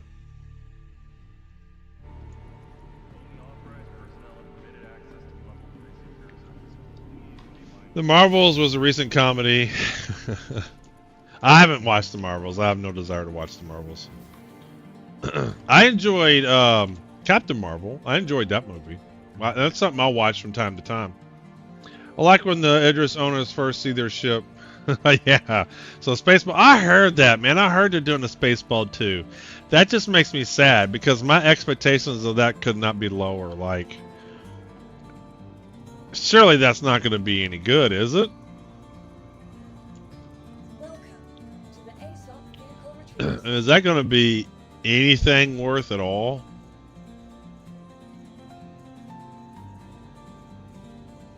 What's the new here it is. Oh shit, I gotta wait for it. Yeah. Yeah, I just can't imagine. If it's good, great, but I just... How old is Mel Brooks, man? He has to be 110. Don't get me wrong, I love every Mel Brooks movie. The man has done nothing but goat. He is almost 100. He is 99 years old. There is no way he's delivering quality content. There is no way. I thought the same when I heard they're releasing Top Gun Maverick. Yeah, but I think it's a little bit different. The people around Top Gun were, you know, he's only 99. And Top Gun Maverick was good. I mean, these are classics. These are some of the funniest movies of all time. Young Frankenstein's great. Blazing Saddles, History of the World Part 1. Here we go. These are just great. Blazing Saddles, Young Frankenstein are phenomenally funny movies. History of the World Part 1's phenomenally funny. Spaceball's good. Robin Hood Men in Tights, it's alright. It's not, I think his best movies are those 4 right there. Blazing Saddles, Young Frankenstein, History of the World Part 1, and Spaceballs. Those 4 are some of the funniest movies of all time. Thumbmore was a solid Star Wars spoof. And I'll be honest, if you like any of those movies, you need to watch those 4. Those 4 I think are must viewing. How long do I got on my prowler here? Actually, let me I need some weapons in case I need to shoot something. Yeah, Young Frankenstein is great. What do I have on me? There we go. Nothing.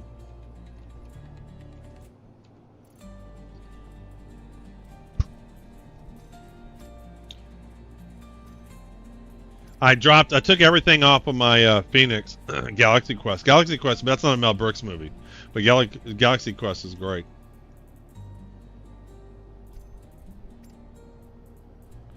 What is going on with this? Shit.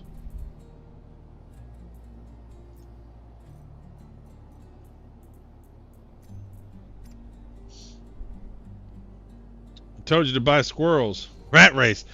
Rat Race. You know what Rat Race? It's a remake, kind of a redo of this movie. And I think this is a classic. This movie is funny. So Rat Race is basically a new version of this movie. Yeah, Larry's pretty good.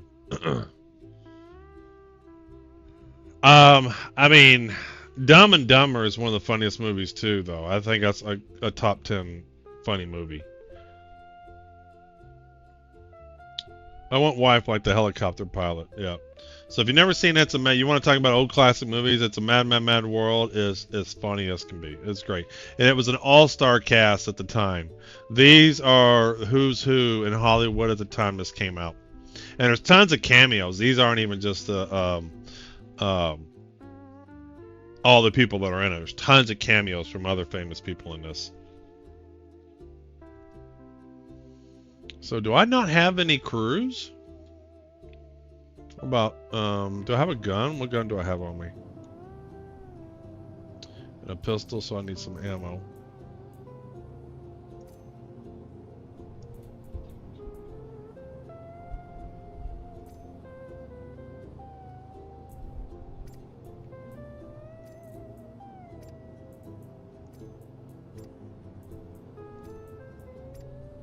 Funniest movie, Great Race would be good.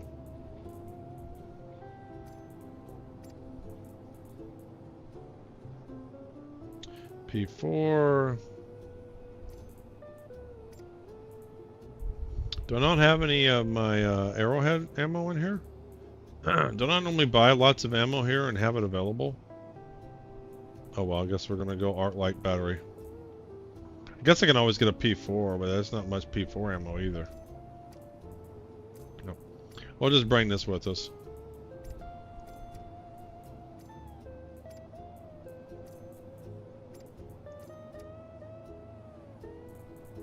What about any med pins? Where's all my stuff?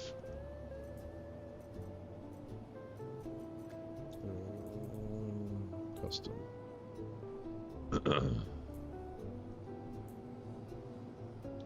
There, I got a bunch of med pins. I don't know why I don't have any crews. I should have some crews here.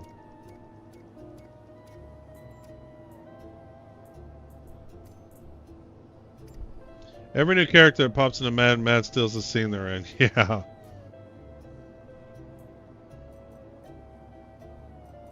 So I don't have any crews. Damn, that sucks. Oh well.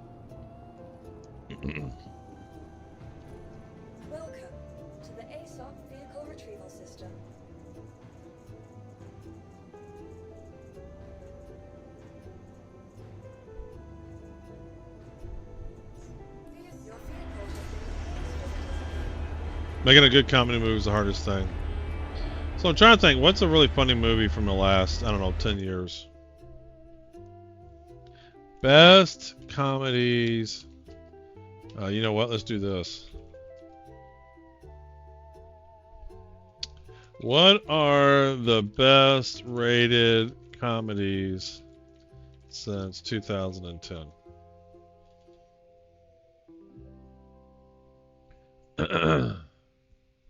Haven't seen that.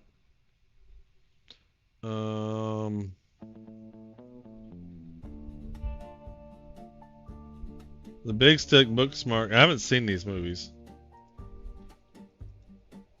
Bridesmaid, but isn't that older than that?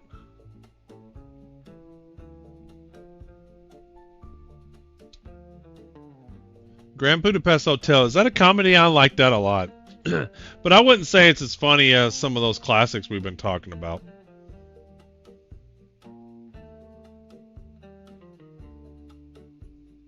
This might be the funniest thing on the list. The Great Lebowski is old, man. You guys think these movies just came out. The Great Lebowski is not even created in this century.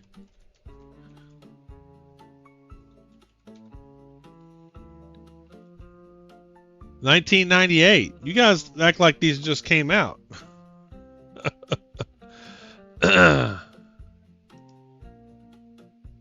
Like, what's the one, the bachelor party one?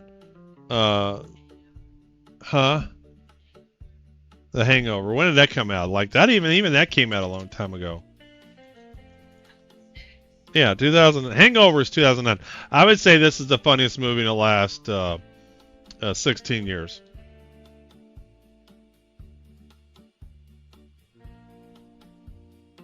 This right here is the funniest movie in the last 16 years. Yeah, you're definitely a few years off, Pete. So you're sitting there like naming all these movies that aren't even from this century.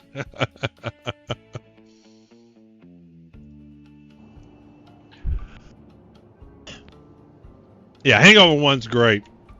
The Hangover was the last movie I saw where I truly laughed like a lot throughout the whole movie. There's some movies where, like you said, you know, one or two good scenes. The Hangover just had so many scenes that were funny. I mean, just drop dead hilarious.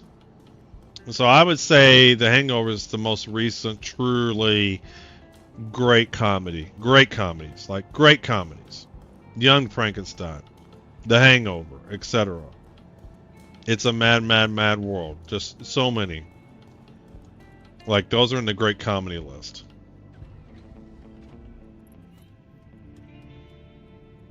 I'm surprised that it was that recent. I was thinking it was going to be like 2001 or something.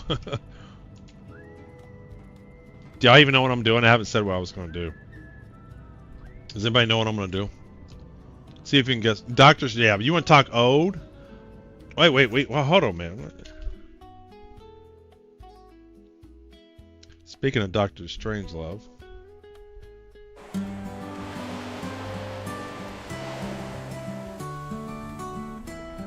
Thanks for the follow, Zipsidin. Hold on. I gotta find it.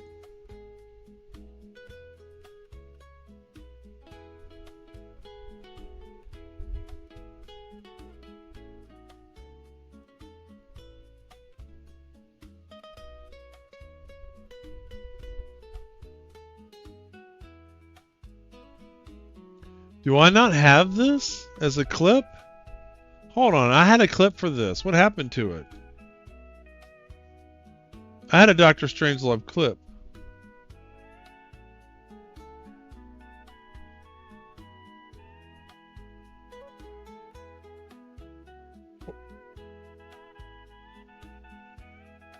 I had, gentlemen, you can't fight here. This is the war room. And I can't find it. Yeah, there's definitely movies that are more quotable than Doctor Strangelove. I mean, don't get me wrong, I like the Doctor Strangelove, but I think many of the Mel Brooks movies are highly quotable. But I had a video redeemed for Gentlemen, You Can't Fight Here. This is the War Room.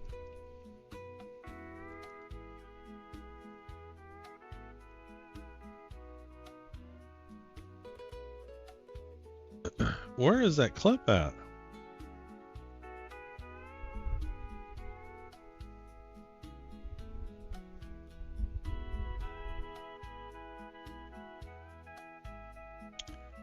Wow.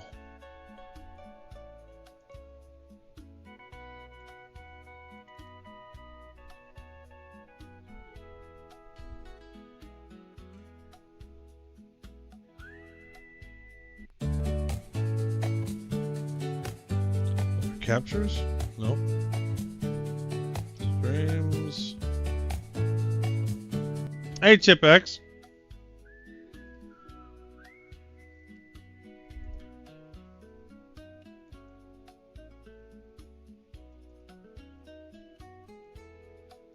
I know I have this clip.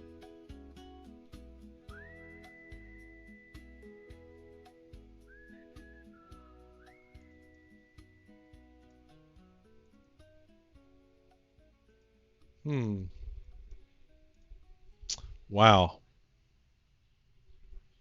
I've never seen Where's Papa. Two monkeys wear fruit of the loom. Also, James Earl Jones' first movie role, Lothar Zarg in B-52.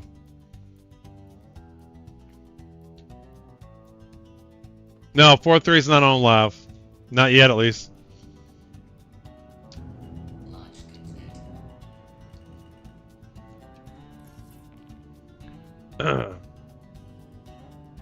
I don't know if I like dark comedies. I didn't watch that one with Matthew Broderick and Jim Carrey. I like happy-go-lucky. I need good things to happen. I don't like when I hate it when I watch a movie and then it has a sad ending. Yeah, that's what I hear. It's delayed. I watched The Road to Perdition. I didn't realize it was going to have a sad ending, and I was unhappy.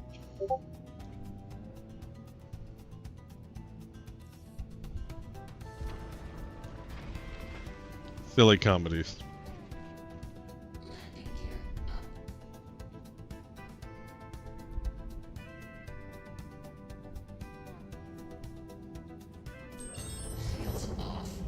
Check Star Citizen chat in your Discord. Yeah, I'm hearing it's delayed till tomorrow, right? That's okay. Where's Papa's LO funny? Not sad at all, just wacky.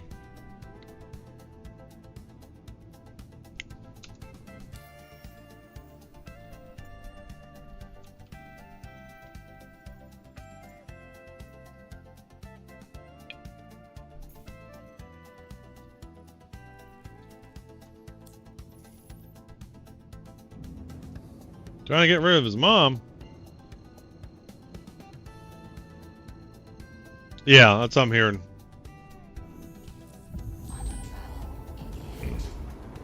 I hate these red HUDs. You can't tell when you're in that. Yeah, I know. That's what I was thinking.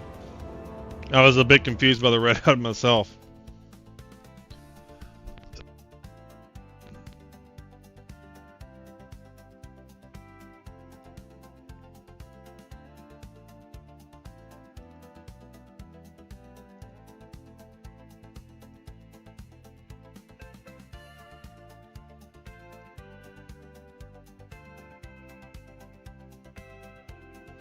We are currently aiming to get some further fixes in the PTU tonight that are fully needed due to their severity. Due to this, we're going to reevaluate the situation in the morning after the fixes are tested in the PTU overnight. Well, I tried to get into the PTU. Does this have a bed? Can I bed log in this? I might swap over to PTU. Is your Discord notice playing through the stream? So what? What if it is?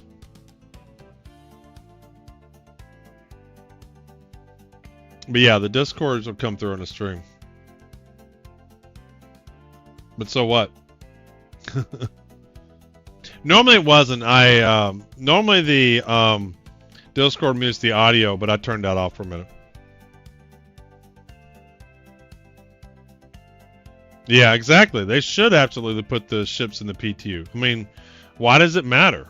You know, it's okay to test drive the ships for the first time in the PTU. Where the hell are you? Where am I? I'm in the Twilight Zone.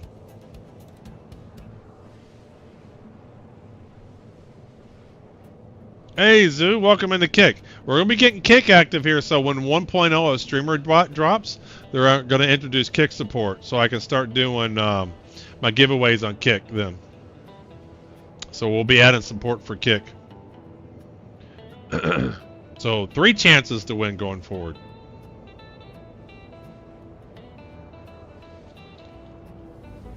So one thing I don't like about this, you don't see your quantum distance in this view.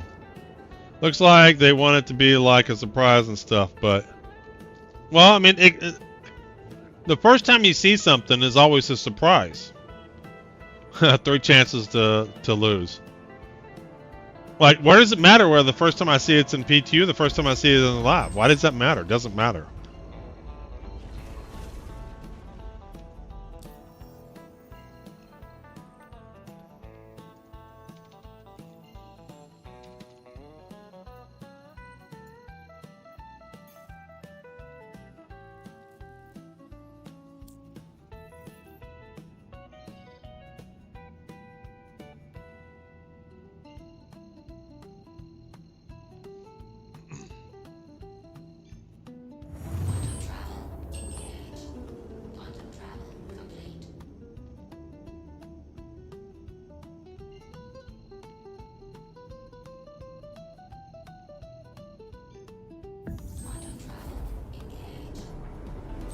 Now it's showing a quantum distance.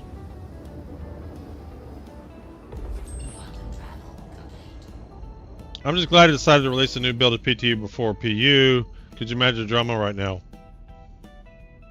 I mean, what would be the drama? Like, I mean, all I saw was people dying if you get into the new vehicle. Then just, you know, wait, hotfix it. Just don't get in the new vehicle. But I guess they maybe found more stuff. I see Quantum still incredibly broken. Again, this is a data integrity issue. I'm going across server boundaries or whatever. They're losing data. Easy anti-cheat's broken for some people. Oh, well, that's pretty nasty then. Okay, I guess the easy anti-cheat's the problem. But this is data integrity. It's just forgetting as I traveled. It's losing the data that I'm still trying to do my quantum.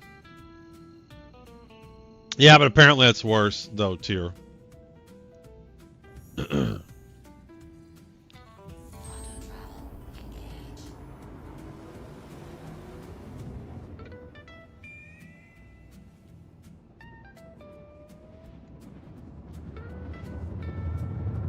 Plus store works.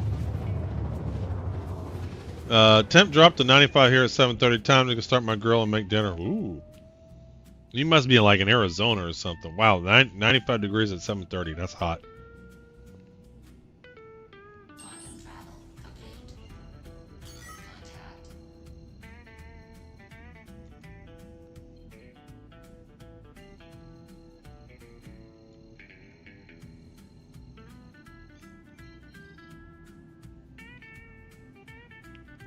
I know they don't see me.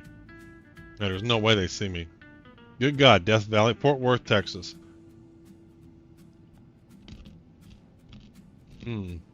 So this area might be active. I'm gonna try a different one.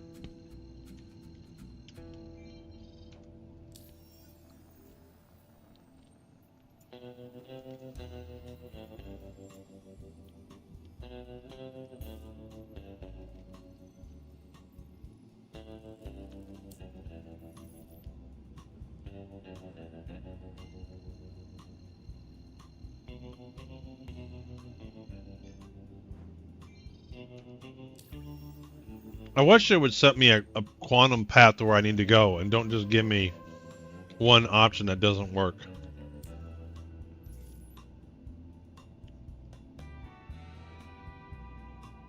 Like, where are my OM markers? Why don't I have OM markers? Let's go check out this one. What is that? Yeah, let's go to here. That was obstructive too. Who knows if they even released the Warbond CCU version? They might have an exclusive Warbond for the skin right now. No, they won't. They'll leave that skin with the Warbond version. Which sucks because it's clearly the best skin because it's so awesome looking.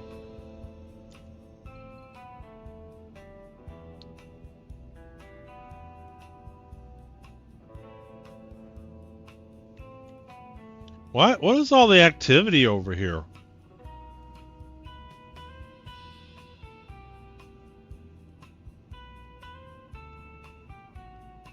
What is with all this activity? I was hoping to sneak in and get some components.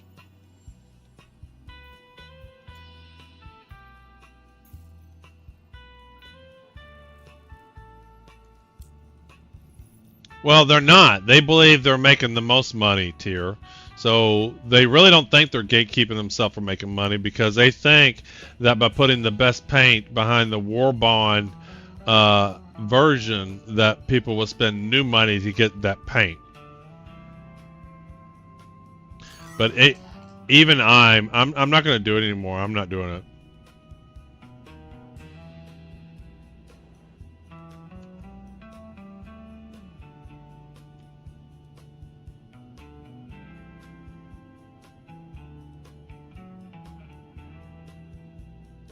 Well, babe.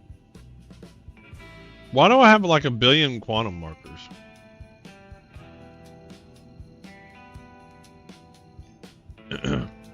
Yeah. If they thought they could make more money by selling the paint And they might have, but I'm sure they know their business when it comes to making money. Then they would have sold it individually, but instead they lock it behind the ship war bond version. Because they know there's so many people that just do store credit, because that's what I did with the ship. I just swapped out a different ship for that one. I mean, even in the grand scheme of things, taking ships off the market's silly. Yeah, but again, I think they know what they're doing. I think they know the research. I think they know they can make more money by making fear of missing out. So they make them available, then more people are more willing to buy it because they don't want to miss out. If they know that they can buy it any time, then people may delay the decision and then never buy the ship. That's what FOMO ends up doing.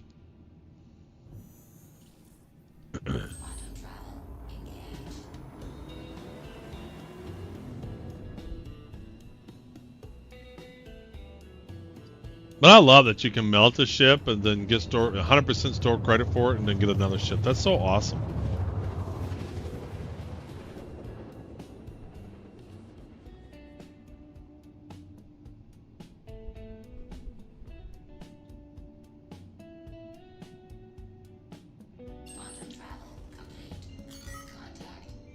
There is a lot of activity over in the PAF sites. What is with these ships? Is that a TAC or a freelancer? What is this? Are these NPCs? Like, surely people aren't flying these ships, are they?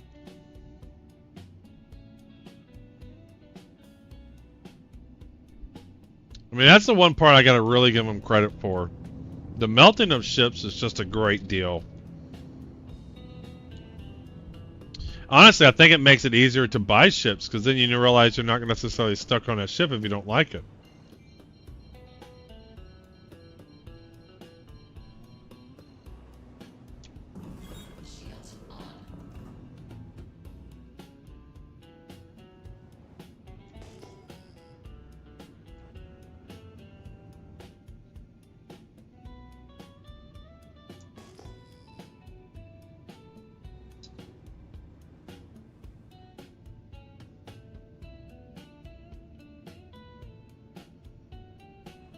Go check this one out.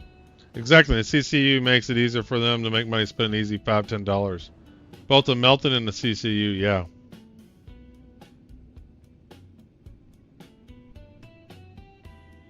I never did get any crews, and I'm at 36%.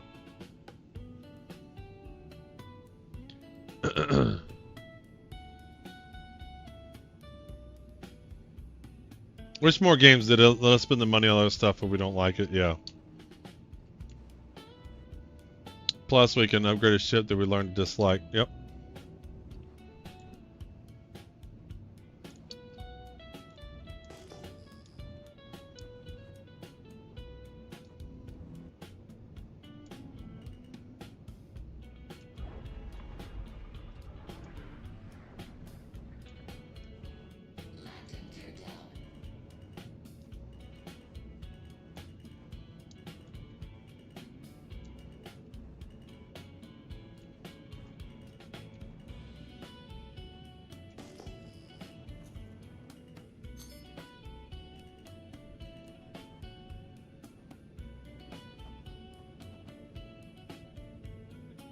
I'm surprised there's still people hanging out in these areas.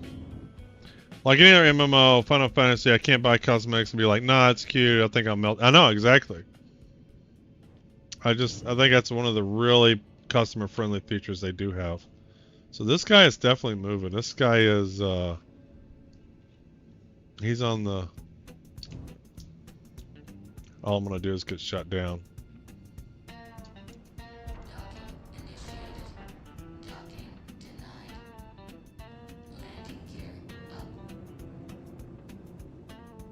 I'm surprised there's people all over these Hathor sites.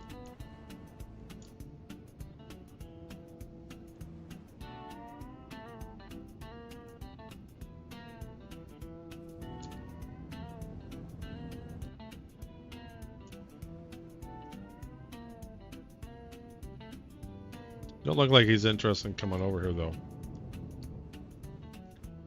Real beauty of the CCUs who don't like a ship, but you can work towards ship without forking up money now. Yeah. Well, it's a way to get ships cheaper than what they normally are.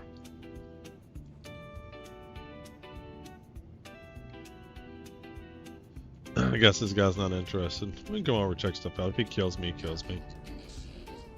I don't really care.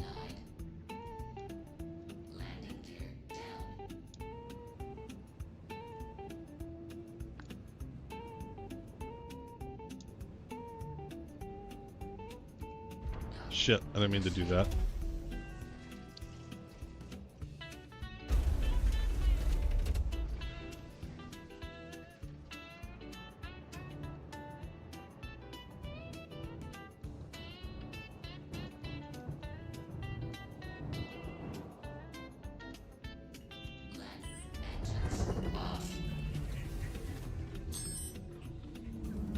Alright, see if we can find anything good.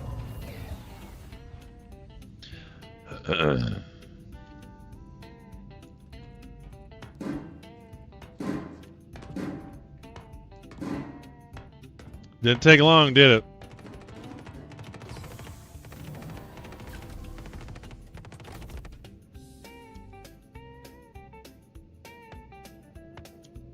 Alright, so that's probably NPCs shooting me. Where are they at?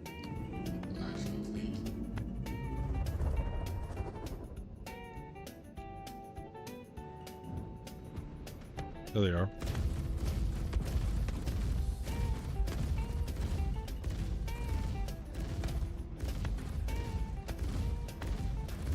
Man, they're jumping around. Look how jumpy they are.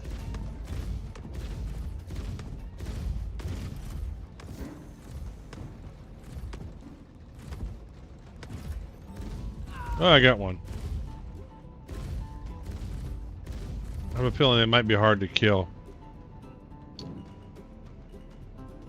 Oh shit, at the building.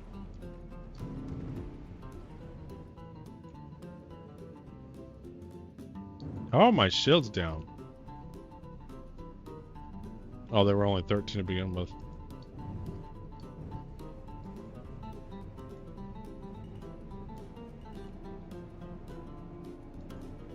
Now we're gonna approach this from a little bit more at an angle here.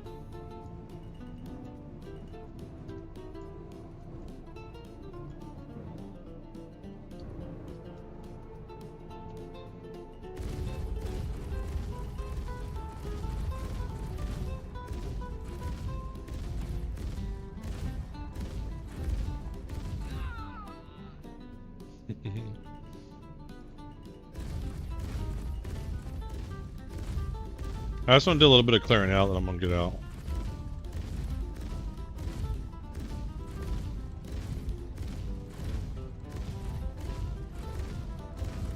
I think I got him.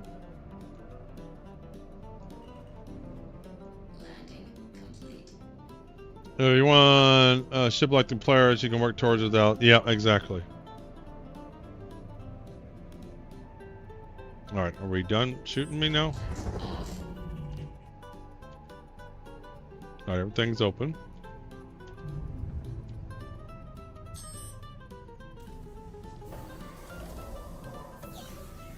Hope I can find some drinks.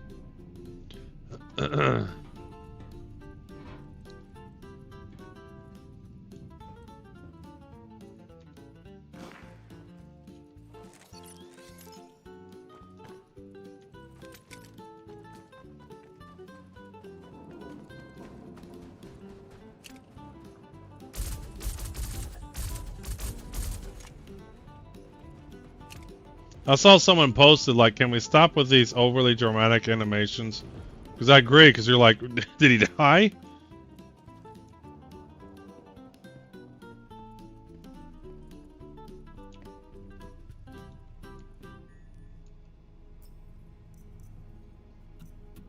Some boots. And energy bar. Ooh, I can probably take that.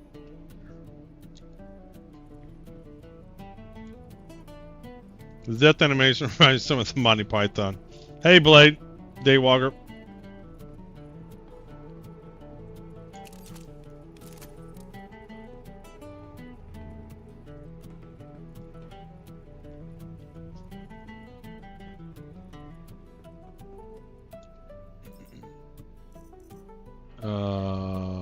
Okay, S&G, nope. See, this is what I want to do. I'm gonna start spending more time at these sites and like contested zones to kind of learn them at my pace. Is that an atlas over there? What's over there? How do you get over there? Do I need a key card to get over here? Do I need fuses? Ooh, I took a fuse. I will take those. Take that just in case I need it. Blue key card. So I need a blue key card. So I assume the blue key card's around here somewhere. Probably one of the other buildings.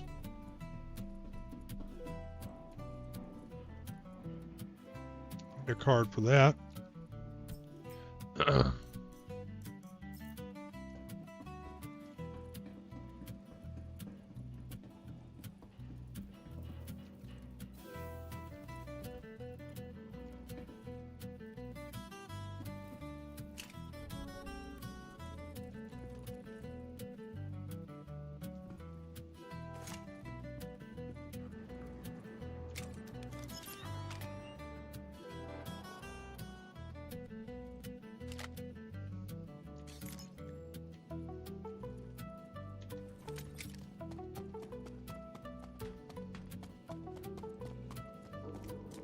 It's over here.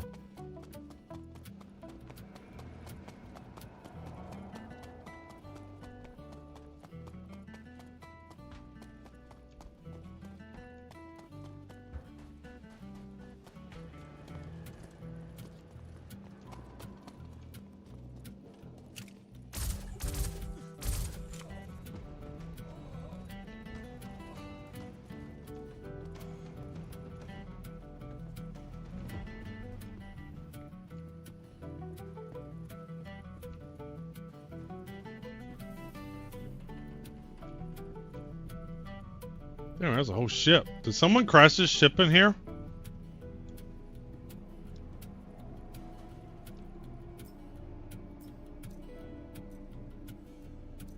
Own yard.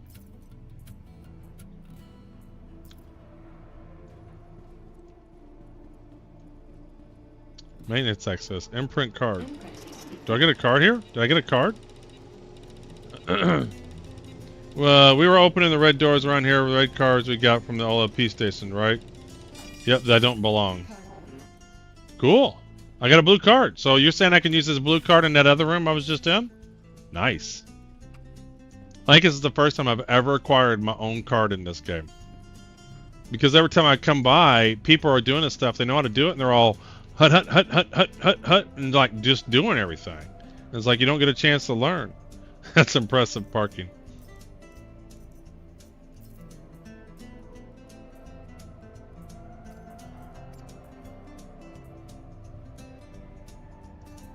Taking that.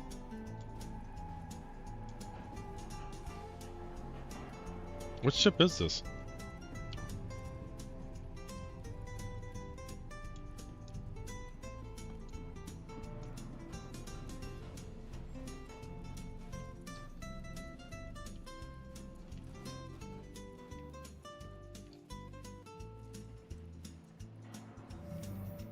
What ship is this? Use blue to get the red cards to get loot. This is some medical ship. Oh, will this heal me?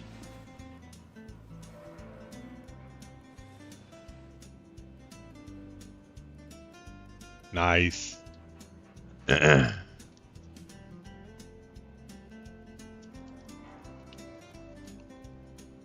that worked out. Thanks for the ship.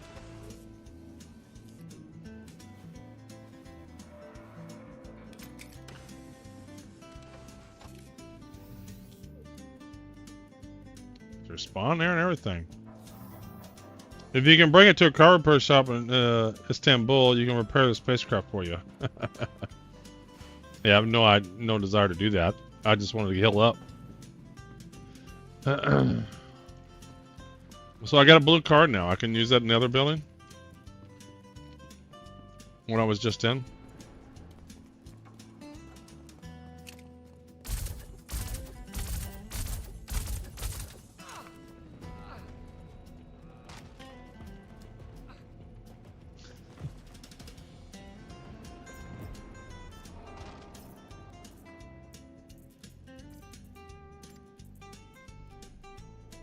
Morningstar helmet. That's the overly dramatic.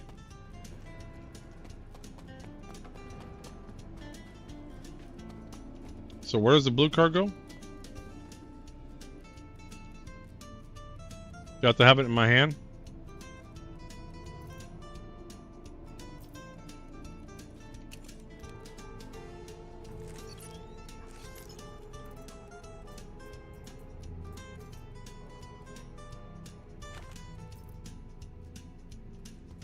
The gun has cool armor.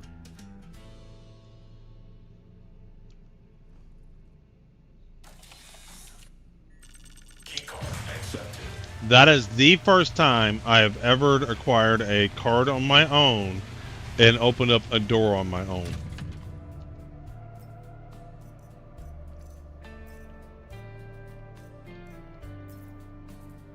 That was a milestone.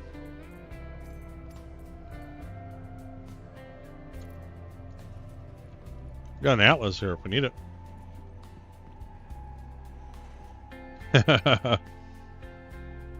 Oh, what we got here? Is that good? These look neat.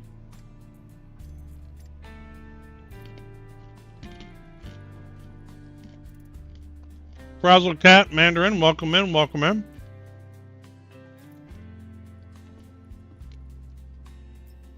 Having to stop open inventory and put the card in your hands. It is. It's very cumbersome.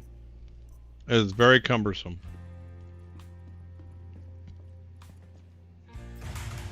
There are ship parts all over this. That's why I'm here. It's for ship parts.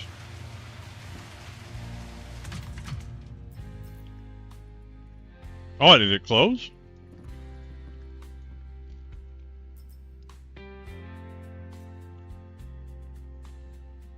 Parallax rifle battery.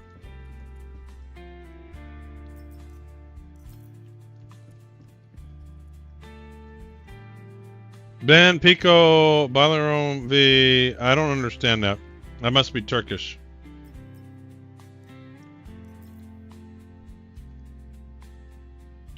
And the battery's full OP. That's why the Atlas. Yeah, I knew that. But you can move that with the max lift.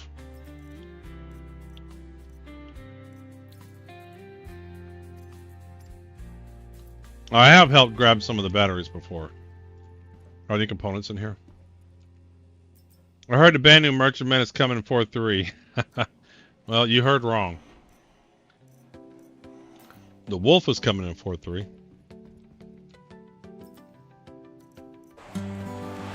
Hey, thanks for the follow, Dooch G. So is there no red cards or anything in here? So did I lose my blue card? Do I have to go print another blue card?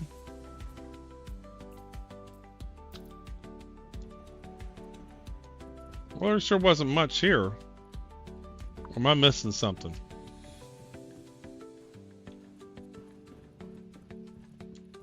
Do I need this to get out? Oh, there we go. Is my card still here? It just eats it, doesn't it? There are red cards behind the blue doors. Well, this is a blue door. Yes, the giveaway's still going. The more you watch, the more chances you can get to enter.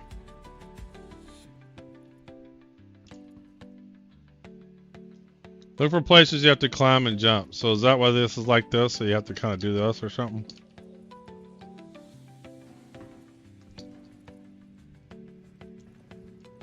Yep. Yep. Yep. Damn, I'm a terrible jumper. Yep. There we go. Hey, Turbo.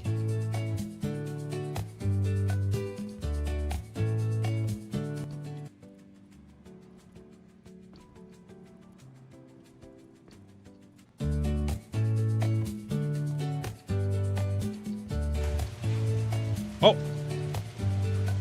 Oh. I got up here. Now what?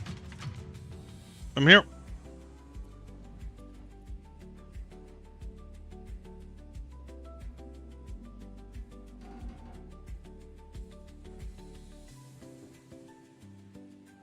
And do shit. Ain't nothing up here. Yep. What's over there? Anything? Well, I'm in a blue door and I don't see shit. Thought I saw an NPC over there or something. Yeah, there he is.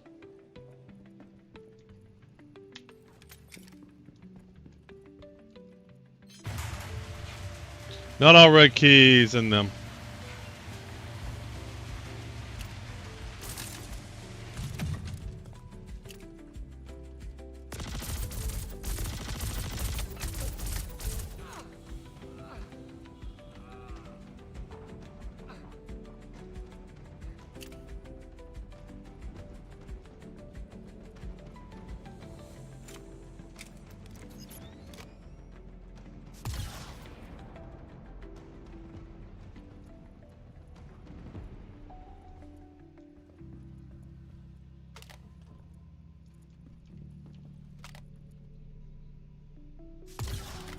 They're jumping around. They are hard to get right now. You actually need a jetpack for zero gravity environments. A jetpack in your back would be good for getting to high places. Oh shit.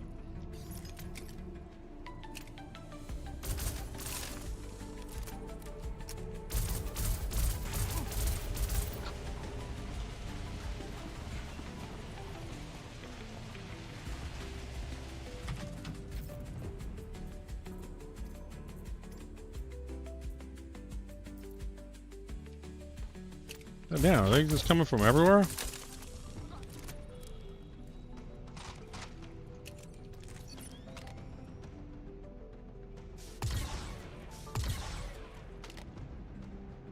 Uh-oh. Serious lag. Are we crashing? What's going on? We don't have jetpacks in the game, though, do we?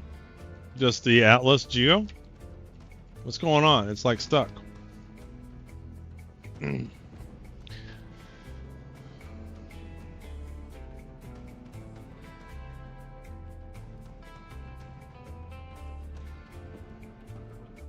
probably gonna come back in and be dead.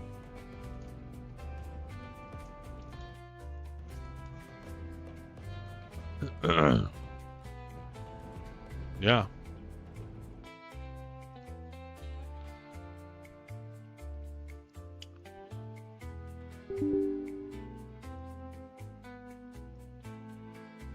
So was there an update to PTU?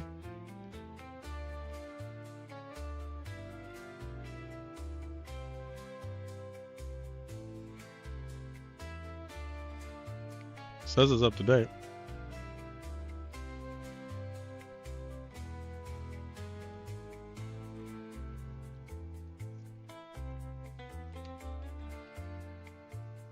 I just want to see if I can log in real quick.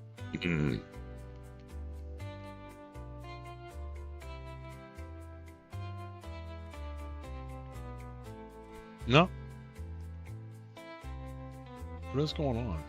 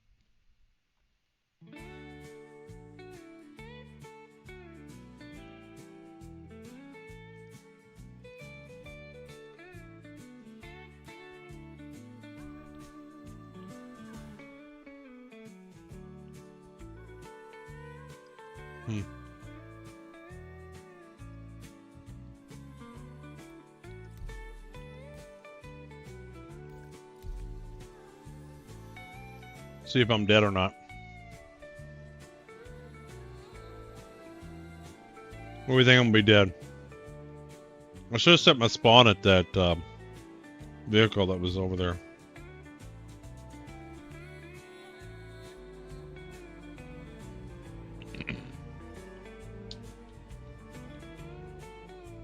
time is it? 9 o'clock.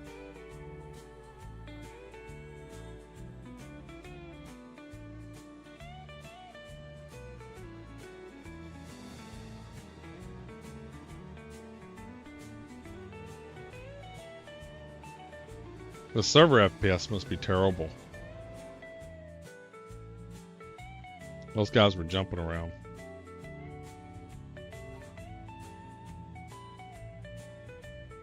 Hey, I'm not dead. Oh, there we go. Oh, there we go. There we go.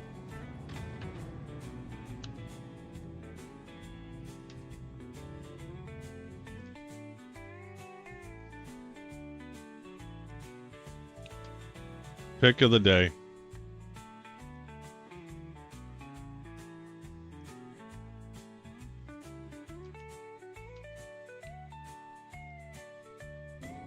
Well, I'm gonna turn that in with one of those submissions.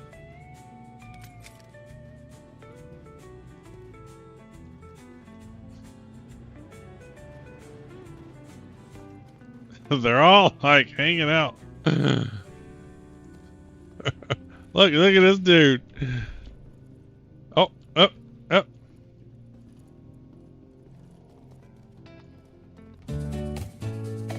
Hey, Daffodil.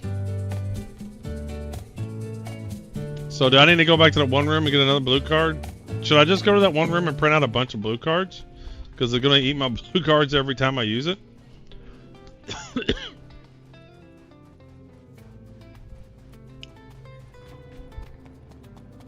T-pose galore.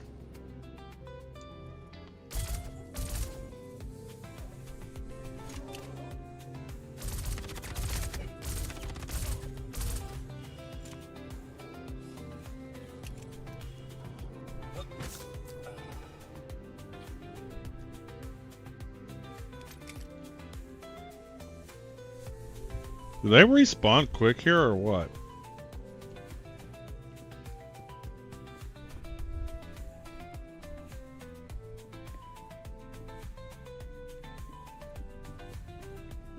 Printer has a cooldown. Okay. What is the cooldown? Is that 30 minutes?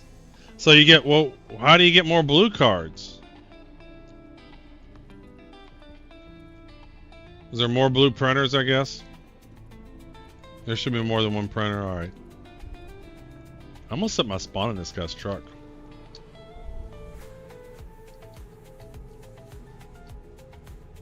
How'd I get in here before? There we go.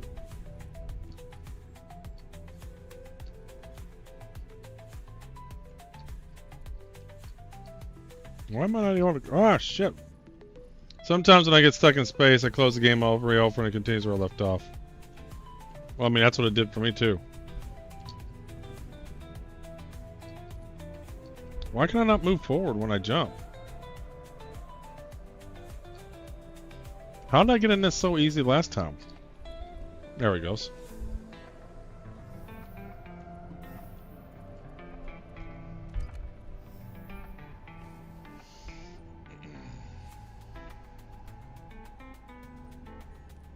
I think the other one is the red car printer, no? I don't know what you're talking about. What other one?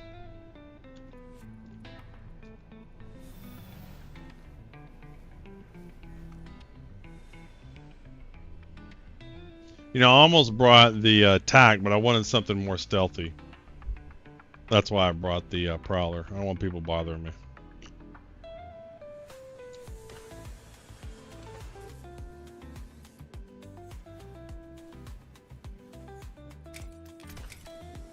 Like, I've only run across one printer. Is there one over here? No. Yeah, this is the only printer I have noticed. I still got another 28 minutes. I love using med beds for food, water. Yeah. Isn't that crazy? That makes a lot of sense. Is there anything on top of the buildings?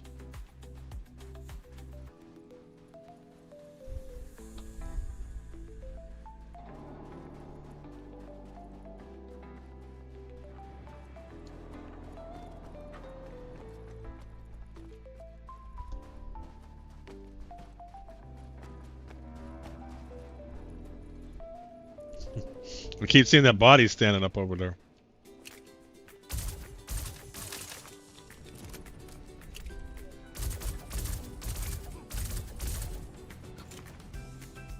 Yeah, I agree. The overly dramatic death animation's got to go away.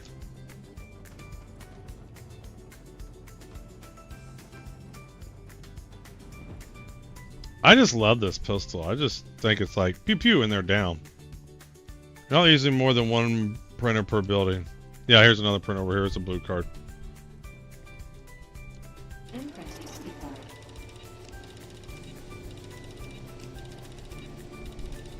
So this is what they're going to do. They're going to change it so you can't print these out and have a bunch on you. And then use them when you're ready to. So you have to pretty much get them here. Oh, look at these shoes.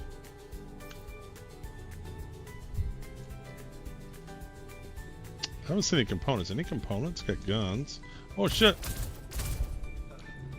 Scared the crap out of me.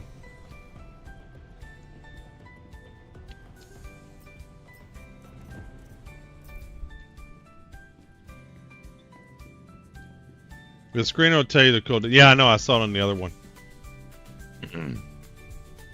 The other printer still had like 28 minutes last time I was over there, so it tells you right there. It says cooldown is. It'll be like an hour. Wait. That one's not updated yet.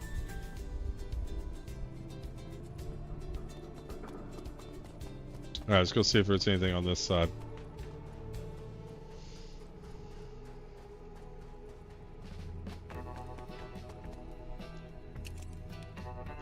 I do think this is a dumbass mechanic to do it this way.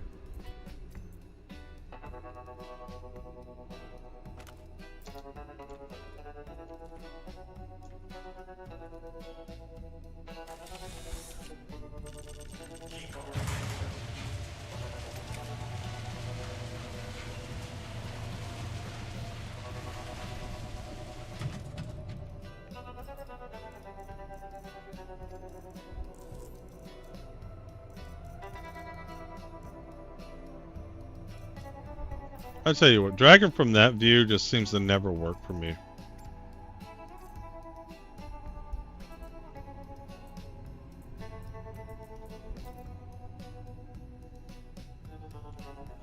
Bug, they do that. Timer's still going. Yeah, I know it is. Obviously, that's why I couldn't get it.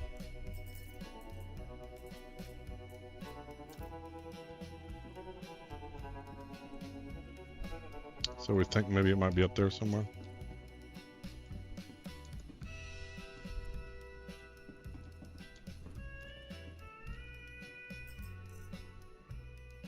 I guess never works.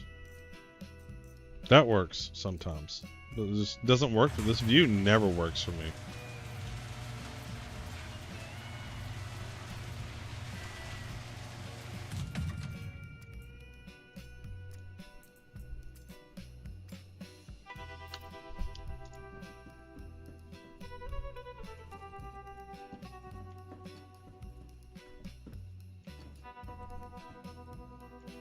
I do like that you gotta get up to places. Ooh, there's a box over there.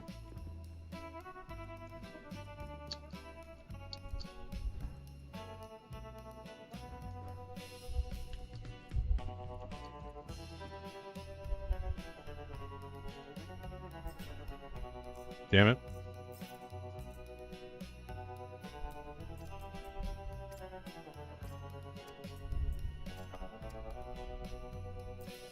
I thought it was going to be a red card in there.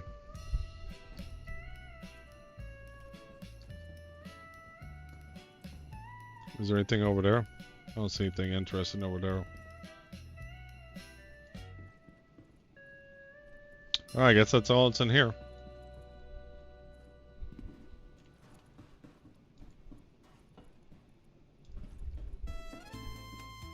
Nope, not missing anything. Stay alive. Know the rules. 0 days since the last accident.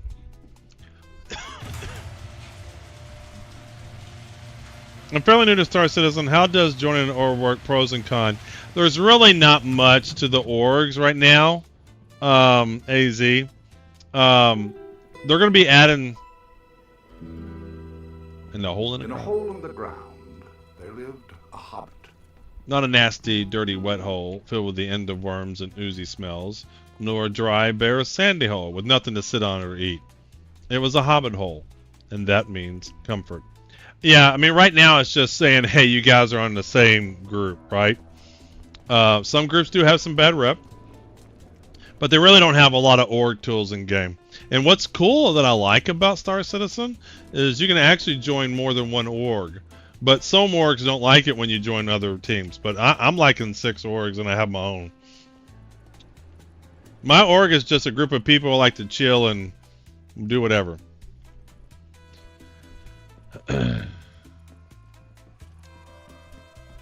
But there's one of the CitizenCon videos. They played some of the updates they plan on doing for orgs, and it's pretty cool. So what is this? Oh, it's a freight elevator. I didn't even notice that. Like I said, I haven't really had a chance to digest this site to see what's here. I know most of the stuff is in there, but I'm trying to circle around and see what these outside buildings are first.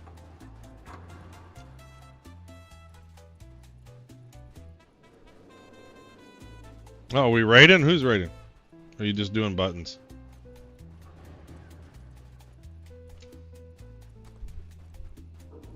What vehicle is that? I swear there's just so many ships in this game. I don't even know which ones are or which.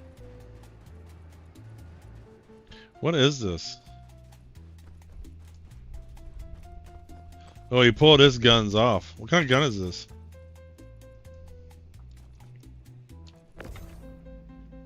These are good, aren't they? That's good, yeah.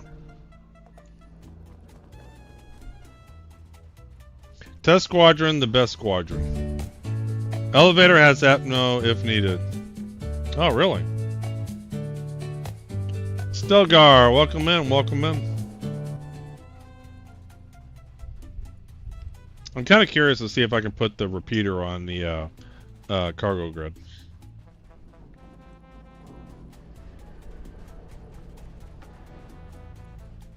I probably should fly it up and over. Well, actually, I think that's what I'm going to do. I'm just going to fly it over. Yeah, I won't have to walk this far. Oh, shit.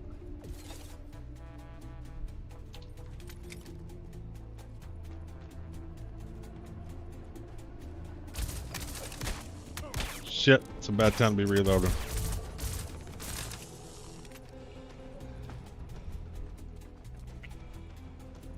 Well, they don't take long to respawn, do they?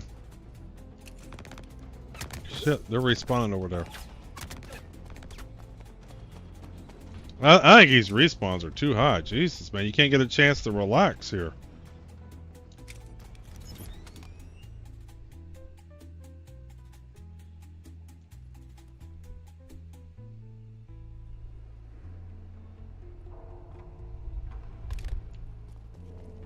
I'm not hanging out over here anyway.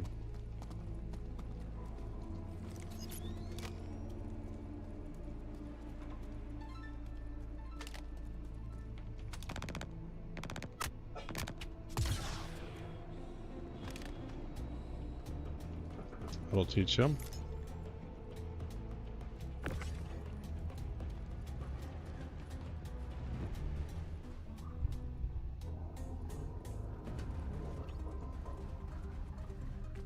So I'm curious, will this snap on? Yes. Perfect. That's exactly what I wanted.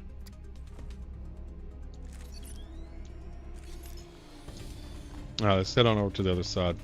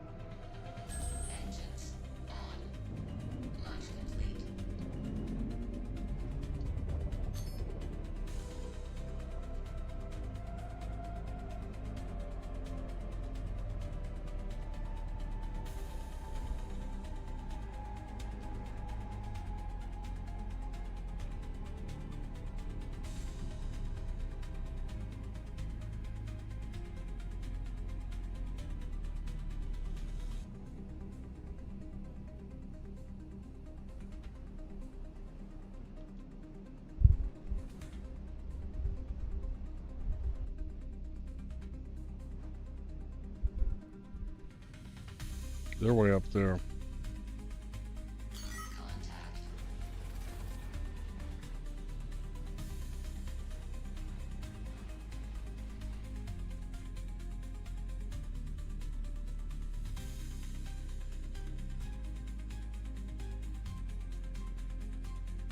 What is that?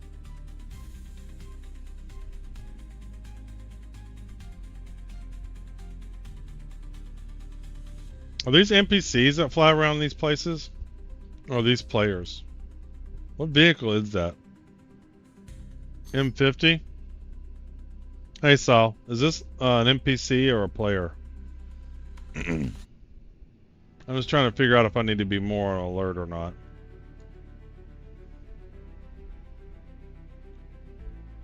NPC, that's what I thought. It just seems weird that they're hanging out right there. I don't go out and check these other side of the buildings.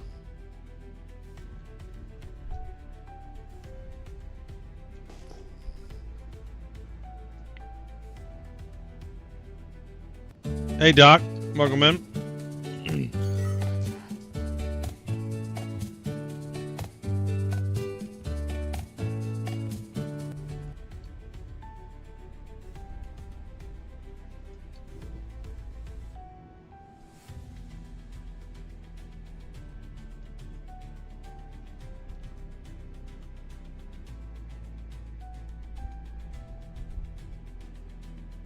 Kind of enjoying figuring this out.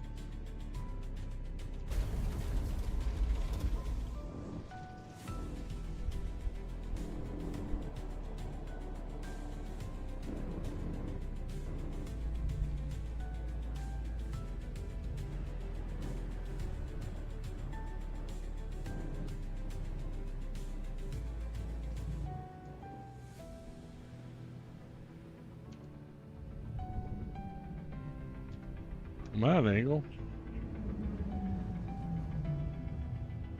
Oh, I think we'll be fine. Did I not put my landing gear up? I didn't, did I? I'm so bad. I put my landing gear down. This is how bad I am at this game.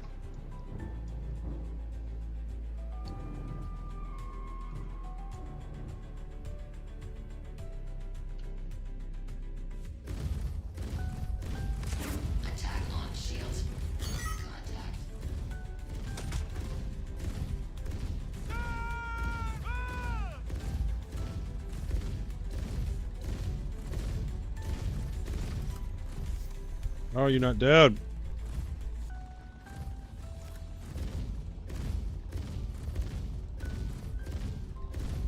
Got you. Can't seem to get this guy here. Maybe I'll try him with the right hand side gun. Yeah, I got him. I like how you can hear them scream all the way inside your vehicle. That's funny.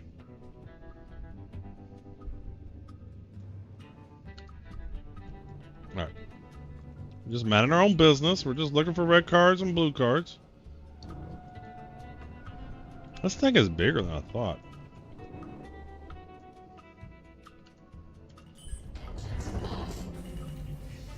And he jumps 5 mile high when dying. Yeah.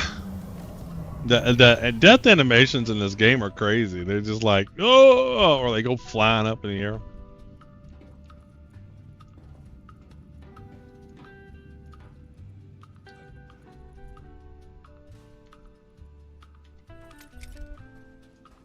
Alright, see if we can get another blue card.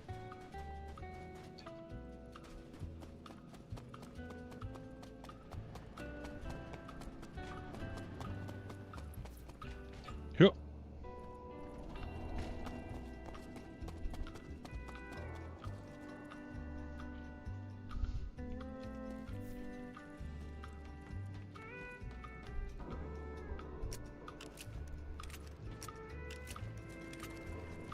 Why am I not shooting? Oh, I'm out of ammo.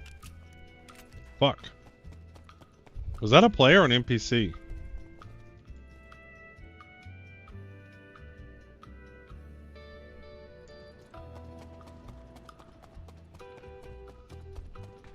That's a player, wasn't it?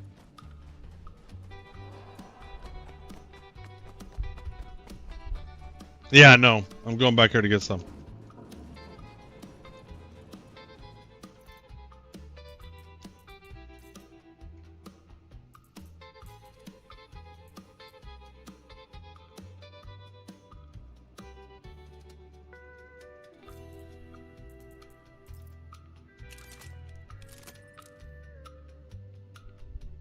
Players say by your water pistol. I know. And I really don't want to kill another player. I'm just so used to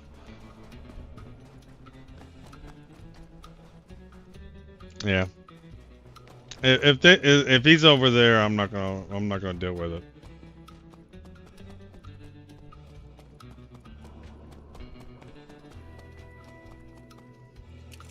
I like how he's really sneaking around. Like these NPCs are so hard to kill. God, why am I so bad?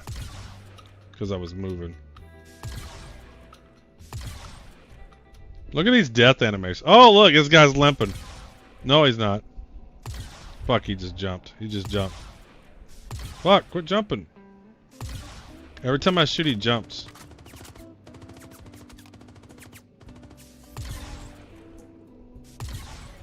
Oh, I got them both with one shot.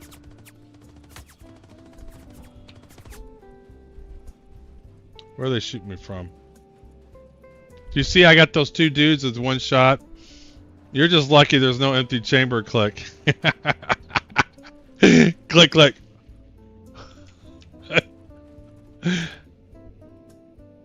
Is that the same guy? No, that's an NPC. Look at all this jumping.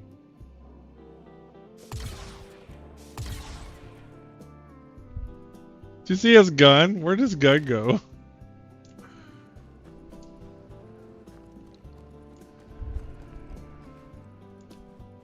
I'll have to go find that clip. I'm going to clip that and come back to it.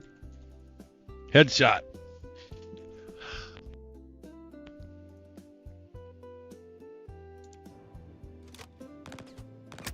Man, it's not fun when they jump around.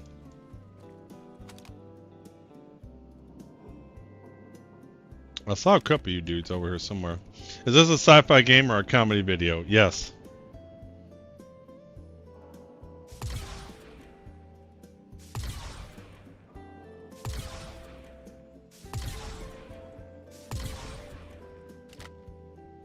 I love these two things. The executive rifle and executive pistol, I love. I have no problems with these two weapons.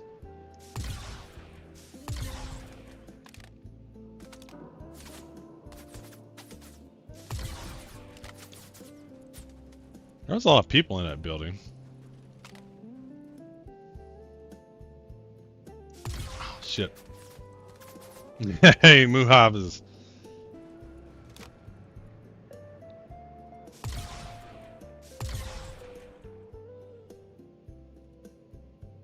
There goes the weapons again. That's a new feature they put in so the weapons wouldn't fall through the ground or whatever. This is the Charlie Chaplin expansion.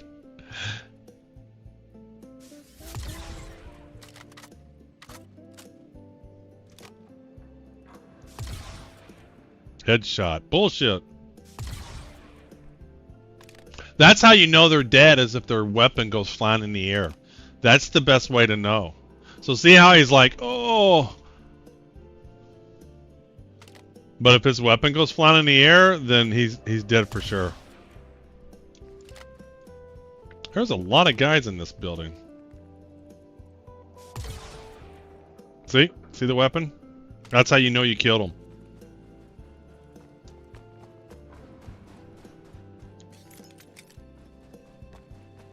Man, there's more.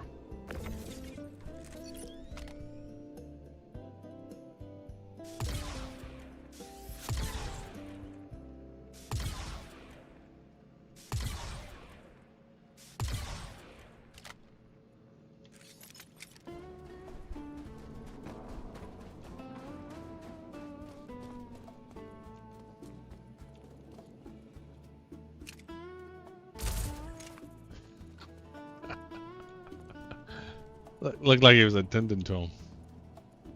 All right, here we go. We got a blue card over here. How the hell did he get back there? You got to go over all this or something? What the fuck? Isn't what a player? Oh, look at his weapon. Look at this. The hell is that?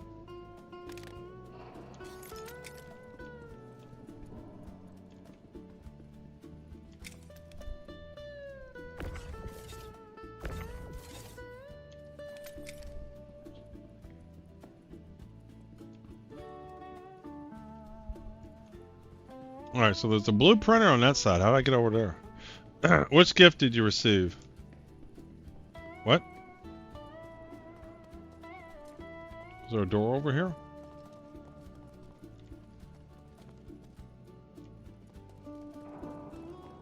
Excellent physics.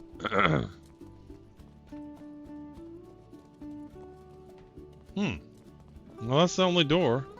Unless you can come in from up top.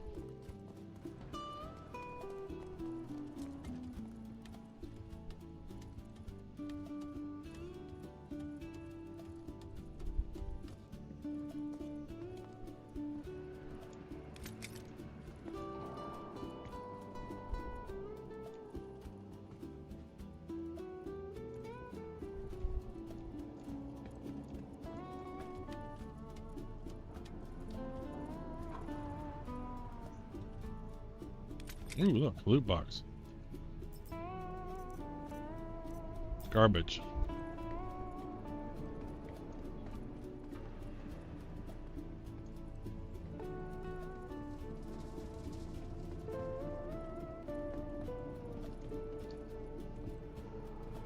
Oh, look at this. What we got here?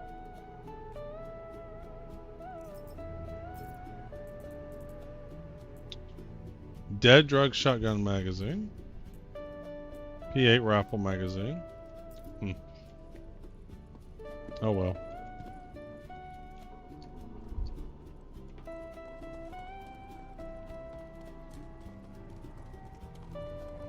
So how is that dude doing the chicken dance? So how do you get over to here? Oh, okay, I guess we gotta climb over all that. Okay, we can do that. There we go. Now we get in a blue card. Blue card.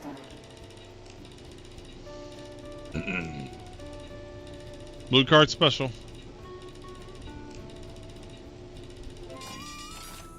Key card ready.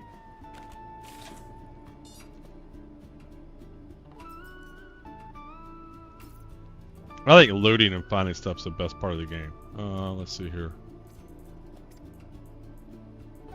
Ooh, what is this? I'll take a war medal. He currently has 2 giveaways right now. That's correct.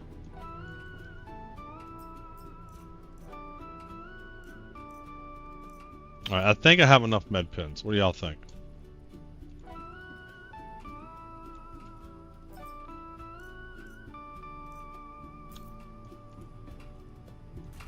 Anything up here? Nope.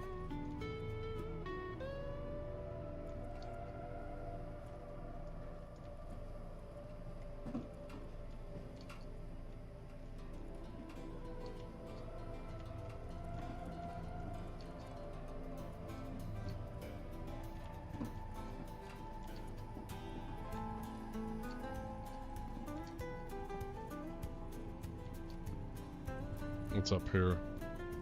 We seen? Oh, there's a red box over there. And there's a box over there.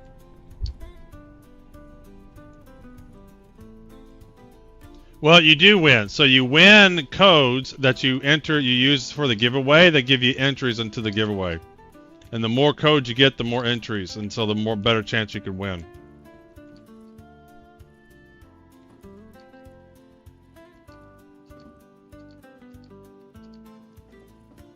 Alright, well, I'm having a hard time climbing this.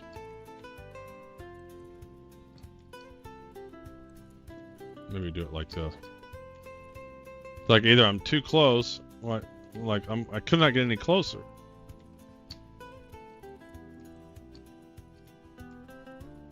Well, that sucks. Maybe I climb this one. Maybe I'll do this. Age. Yes, that's correct. What Tier says.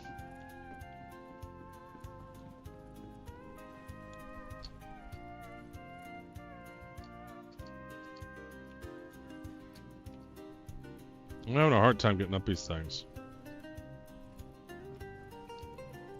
Like, I can't get any close. If I get this close, he just hits the second floor. If he's this close, he's not close enough. Oh well, I'll get a key card.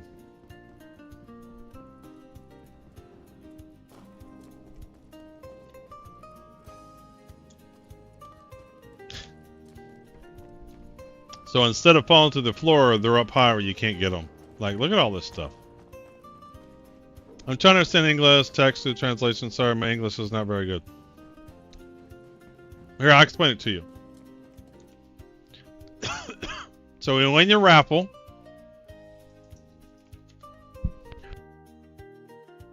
when you win the raffle, you'll get a code. You log on to my portal, oldmenobserver.com. You log on with your Twitch account, or if you're on YouTube, on that. And when you go to the portal, you're going to have a code right here if you win. You use that code in the giveaways. So both these giveaways, you put that code in, and it gives you more drawings into the giveaway. So for the Perseus, it gives you 25 entries. So you put into the section, enter your unique personal code. And then that gives you entries into the giveaway. And then for the gift card one, it gives you 1,000 entries.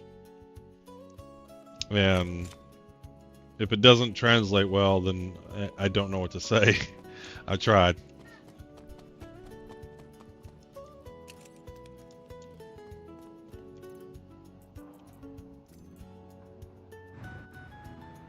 Once you've done it once, you'll see.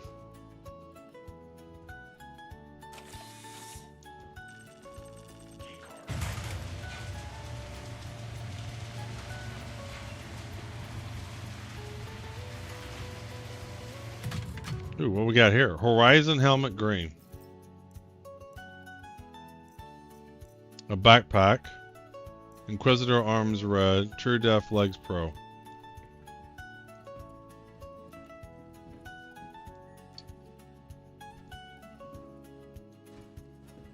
Yeah, once you win it once and you get a code, you'll see.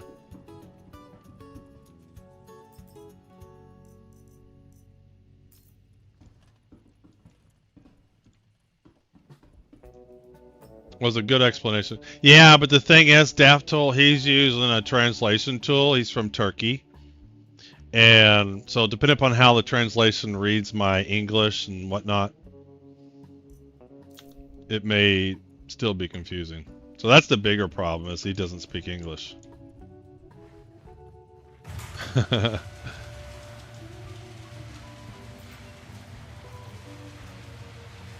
Hercules Starlifter flight jacket. Nice.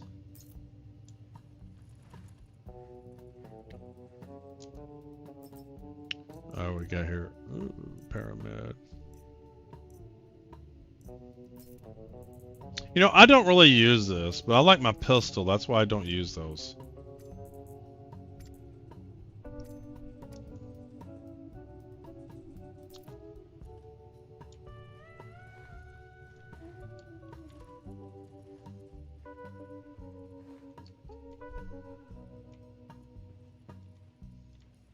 Was this something? Have I looked in here? Yeah, I did look in here. That was the first place I looked at.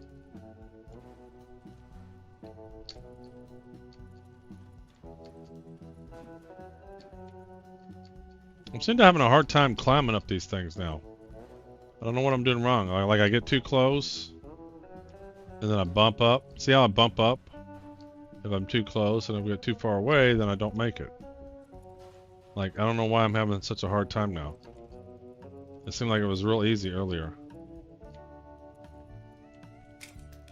I see some Twitch streamers have built-in CC option.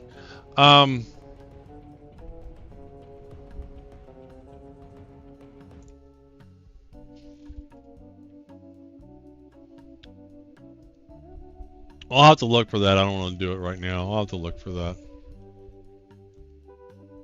I don't know where that will be.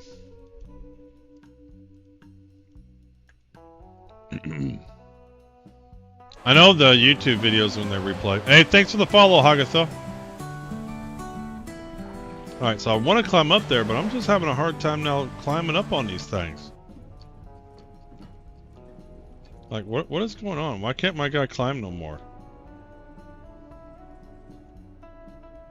Is it because I put the grenade? I wonder if the grenade's in the way.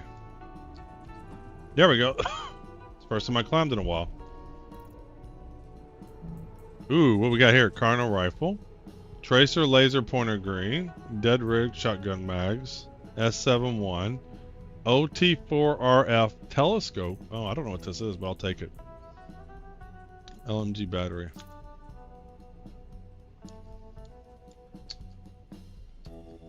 Oh yeah. Playing some jumping jacks. Ooh, what is this? Oh, I'll take that. We'll take him. Arc light pistol battery, yes. I like pistol battery.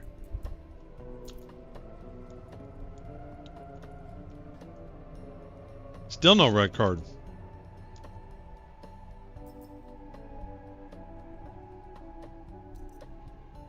True Def, PAB1.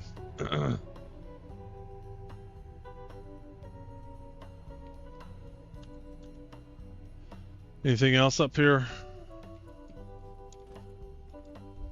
So lots of blue cards, no red cards yet. That's not a box, is it?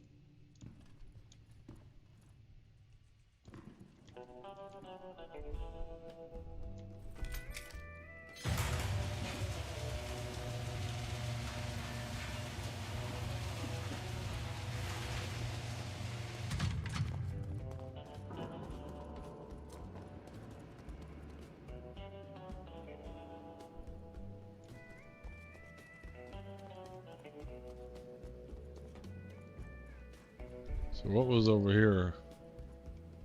I need another card to get into here.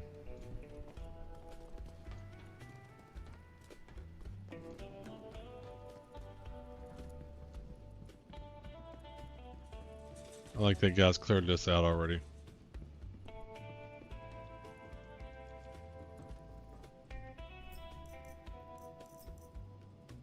Ooh, arc light battery.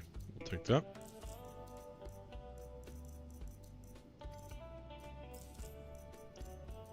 That works good.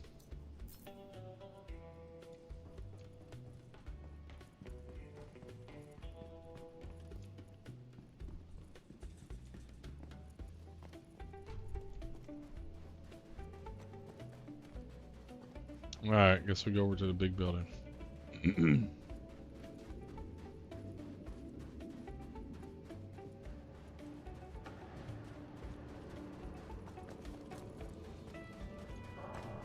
Red printer behind me. What?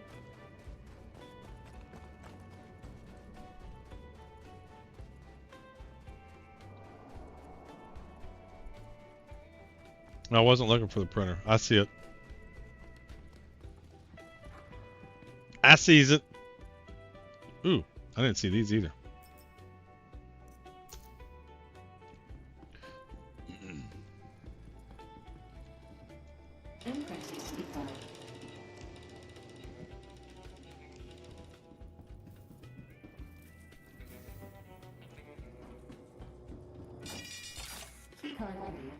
Thank you. Thank you.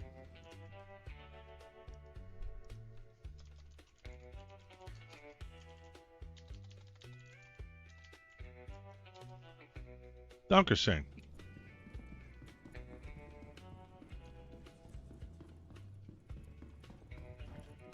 You know what? I think I'm gonna do something. I know what I'm gonna do. I'm gonna fly my ship over on top of that building.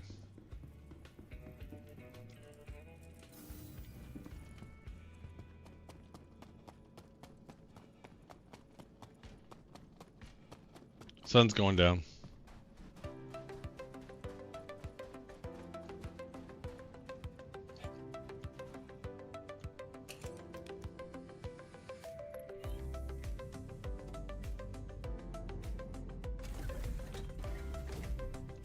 Boom, boom, boom, boom, boom.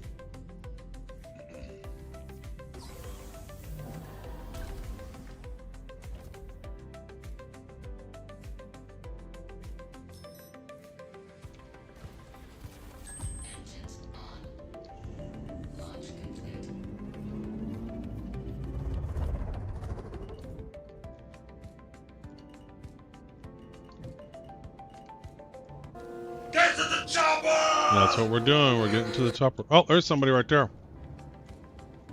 That must have been the guy I ran into earlier.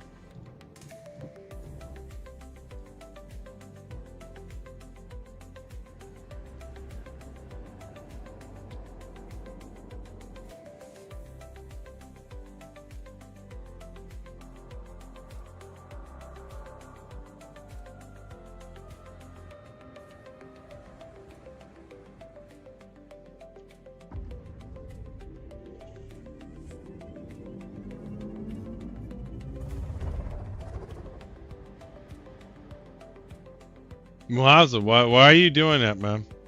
Why are you running that command?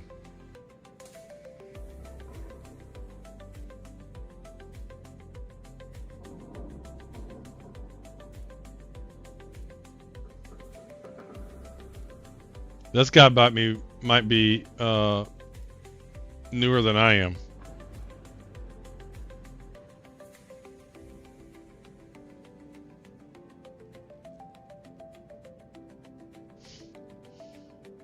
This guy might be worse at flying than I am. That's hard to do.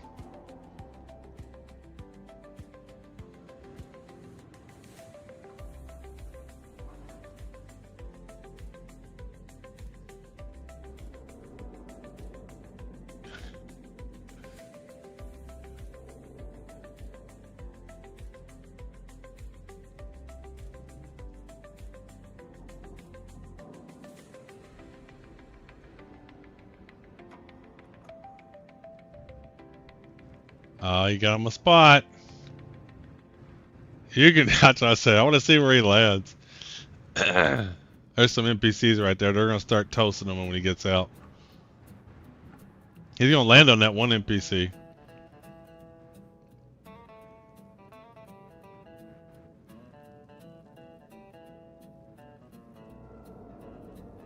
If he gets out of his ship, I'll get out and I'll help him out with my sniper rifle. Dude, this guy is worse than I am.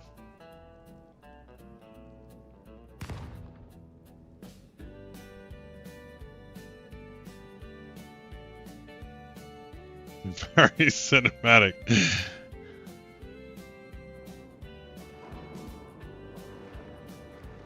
Did that work? It didn't work. If it worked, it would have said so-and-so got a code. Like when I ran it, because I'm a mod, right? See how it says the bot comes back, it says a code awarded to? That's how you know it didn't work. I mean, you can try running the command, but it's not going to work.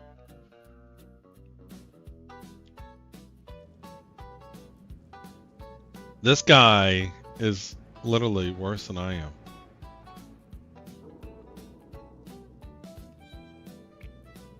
Like, what is he looking for?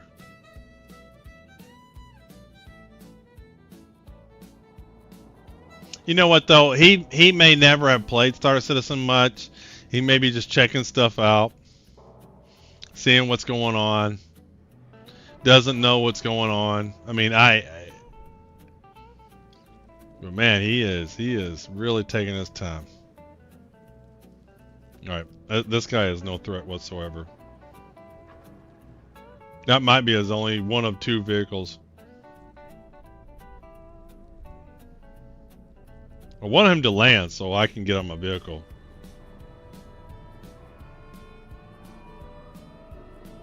He's lined up the pad ramp.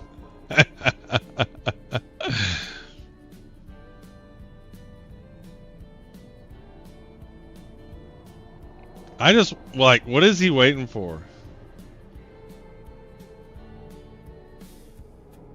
You can do it. Come on. That's how I fly even after 300 hours. You can do it. Come on, baby. You can land her. Nice and easy. Get that ass down. Get that ass down. Come on. Come on. He's not even shooting in the building, is he? I think he's shooting NPCs before. Yeah, but I don't see the guns firing, but maybe they are. But you know how hard it is. The closer you get, the harder it is. Oh well, I'm gonna get my sniper rifle up.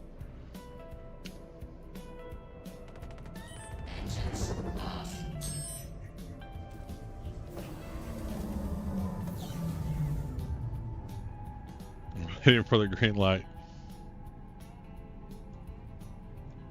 Where's my door? Here it is.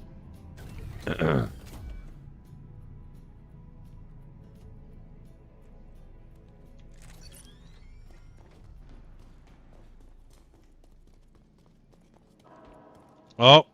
Oh.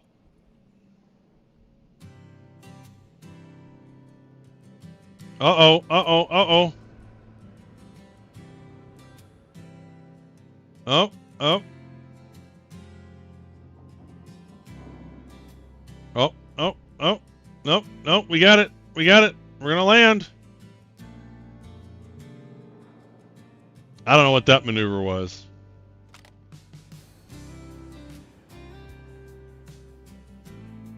Is he flying backwards? Yes. He said, fuck this place.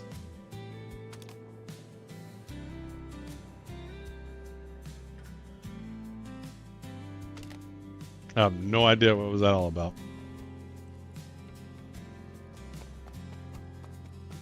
Is that a red box? That sure is.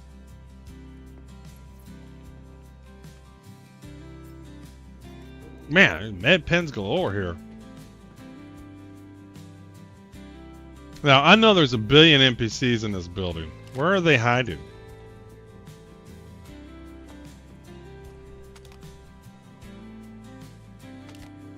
Well, that's some bullshit. I know there's a whole bunch of guys in there. Second thought, maybe he's just drunk. It sure seemed like it, didn't it?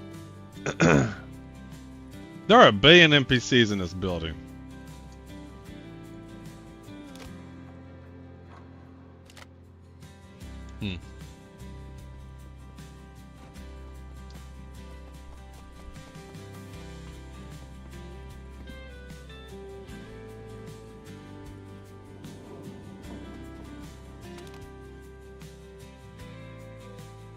Where are they all at?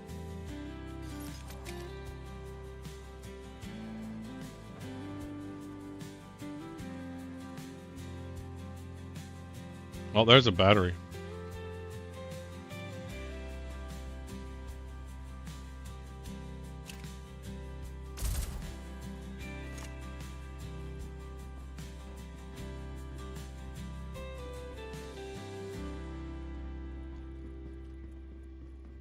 Well, there's nobody here. Oh, there's somebody.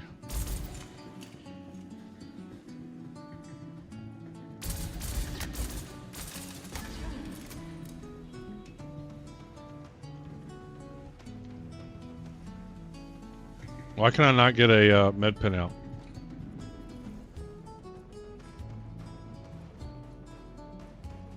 There's another battery. Oh.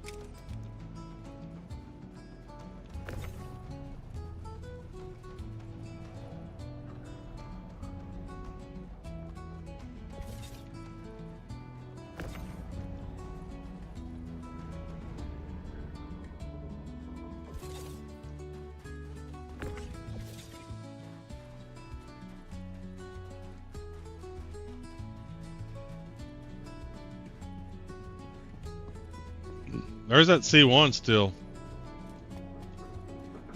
Damn, I didn't open up my doors.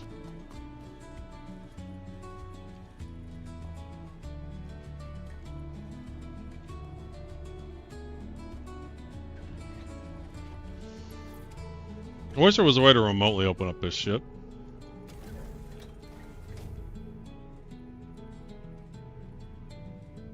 Well, there might be an outside button.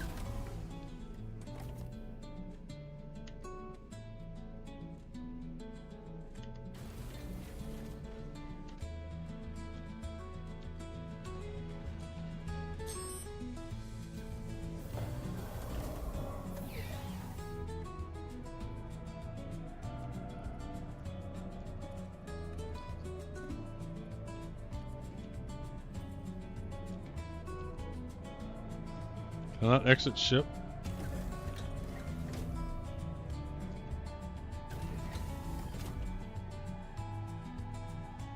What a weird thing. I couldn't go through it. Alright, where'd those parts go?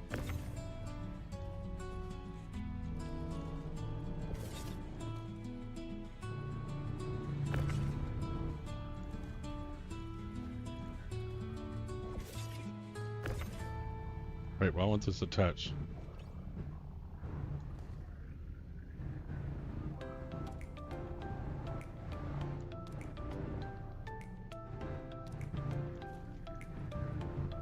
Will this not attach? There we go. You just gotta turn it around. What was the other thing that I threw up here? I threw two things up here. Where'd they go? Yeah, I flipped it. Where'd the other thing go that I grabbed up here? Well, I tell you, this guy.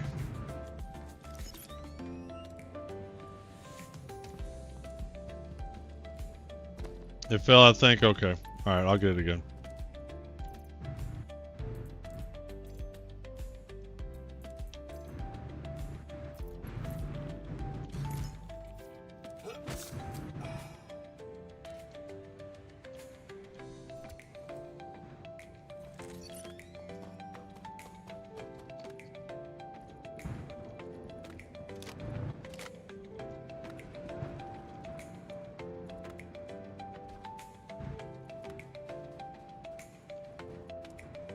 Damn, that sucks.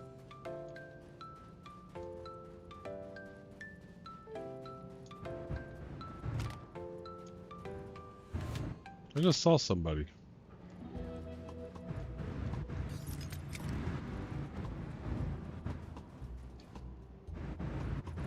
There he is.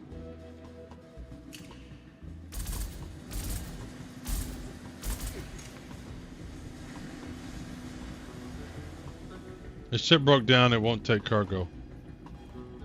The ship broke down. What?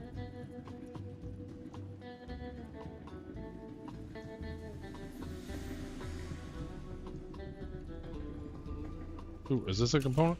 What is this? A heat safe.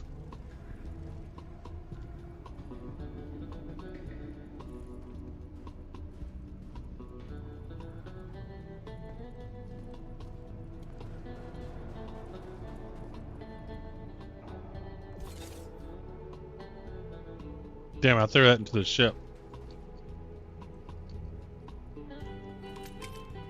This is why we do this, we practice.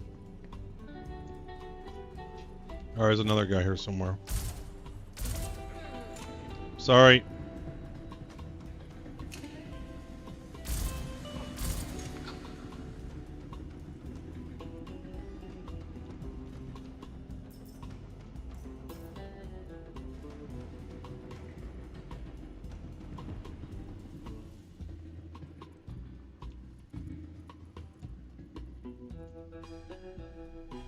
So is this a good room to get in? I see the red key card room there. Or do I want to go up the room up top? Hey, I finally figured out the Raffle 1 code. Alright, Agatha. Sorry, I didn't see the YouTube chat there. I'm glad you figured it out. Magnum, welcome in. Thanks for the follow.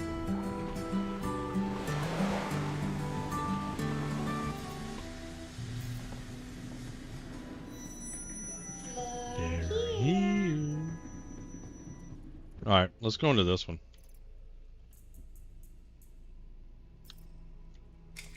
This is such an awkward mechanic. Gotta drag it on here, make sure nothing's in your hand.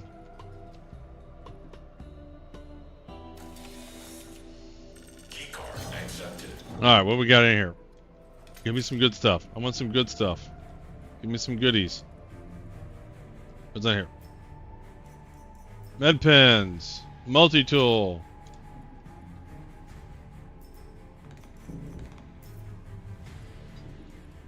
How do I get in here? There we go. Oh, here we go. Carner rifle, sniper rifle. Eh.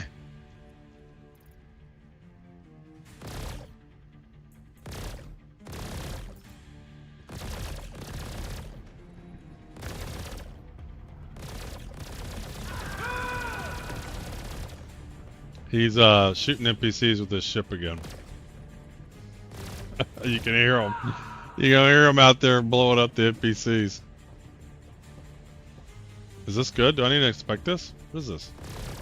Holy smith. Do I need this? Drop this. Ooh, what we got here?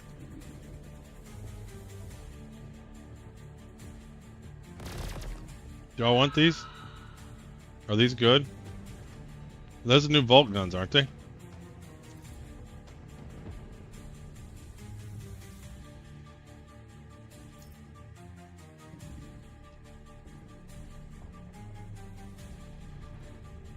Pew pew.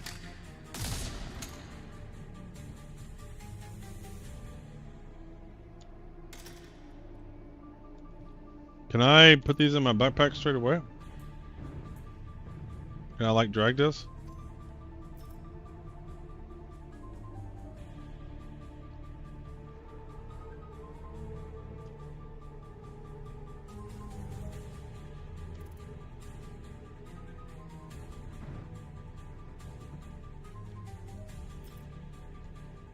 What did I just do? Did I swap out my pistol? Because I like my pistol.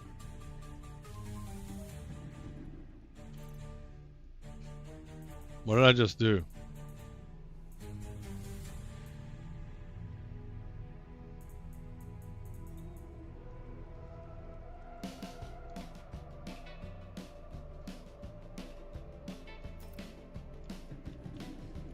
Is it worth taking the ones you don't want to sell later?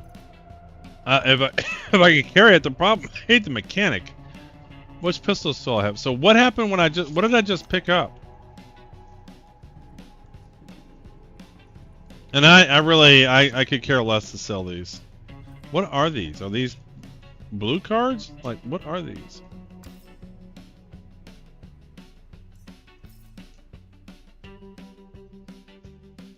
I'm so confused when I'm picking up.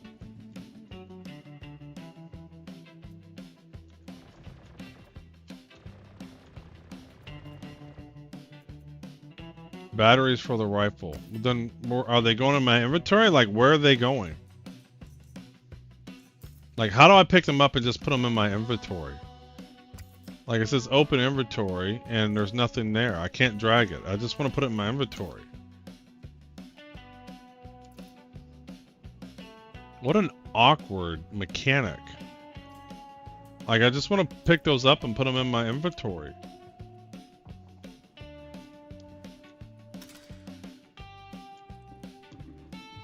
So do I have to do this? Is this what happened?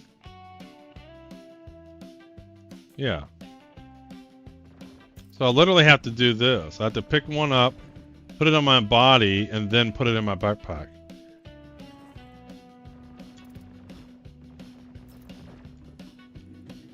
That guy's out there wasting those NPCs. Alright, you say hold F. And it's not giving me anything to do. If I hold F, it does nothing. It just flashes for a second.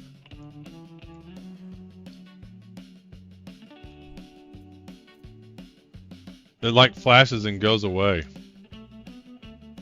That is awkward.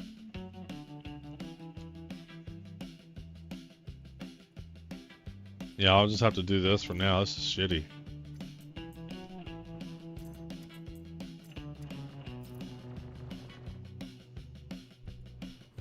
What an awkward mechanic.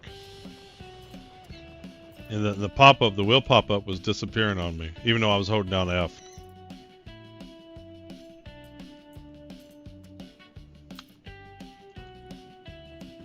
Alright, well that's some goodies.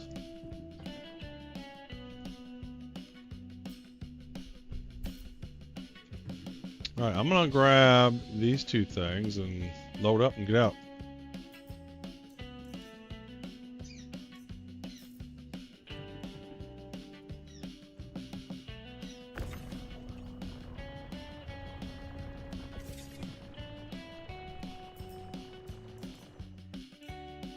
Microcore Battlesuit Helmet Nomad.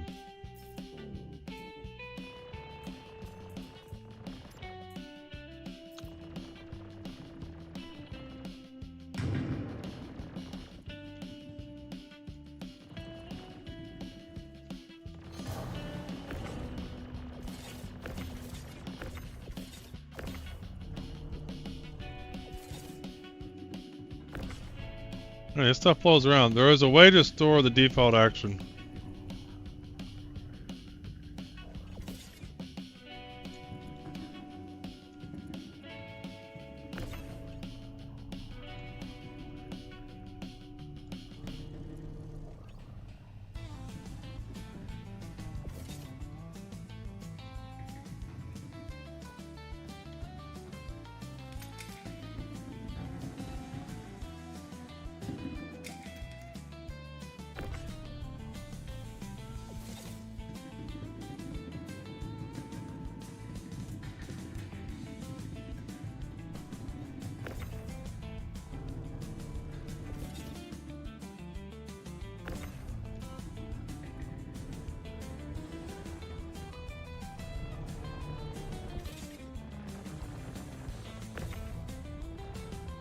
Now let's see if I can not like throw this on my vehicle this time.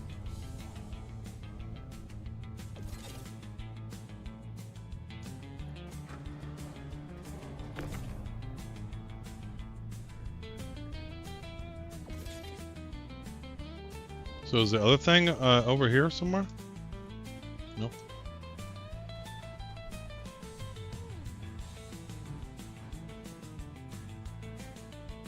Oh, look.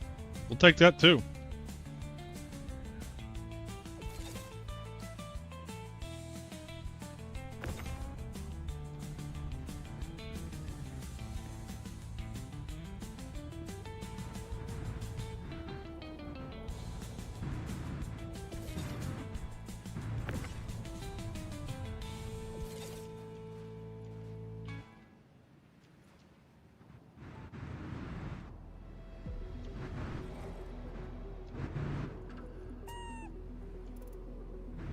Will he fit? Oh yeah.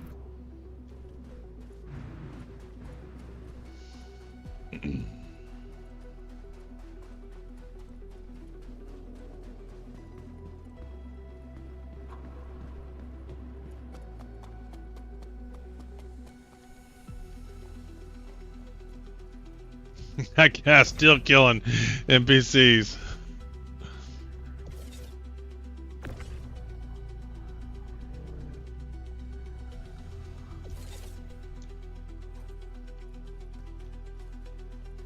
I don't know what he plans on accomplishing. By the time he kills them all, they're going to respawn. And it's not like you get XP and you level up.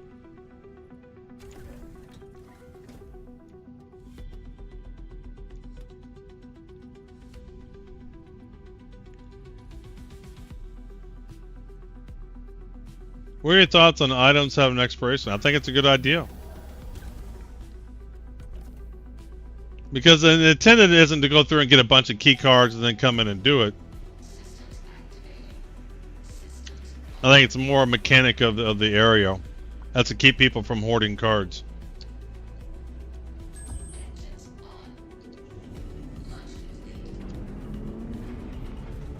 Shit. Fucking shuttles there. The satellites there. I hit this satellite.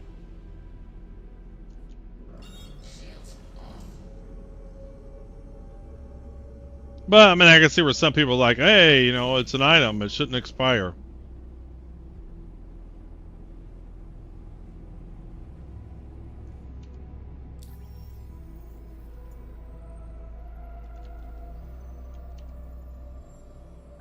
Where are we at? We can go to, what's the, place here? We'll go to Area 18.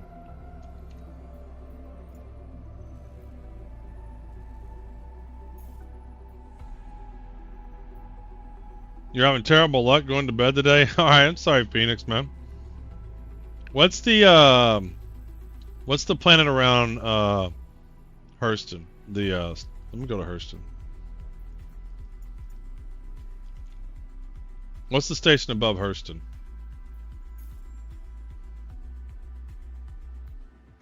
Everest Harp. Is it Everest?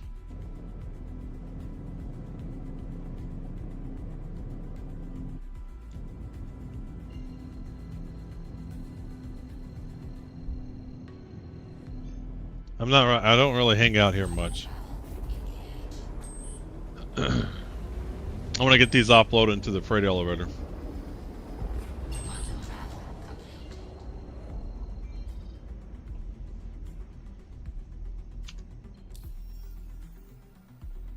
Calculated. Everest. It is Everest Harbor.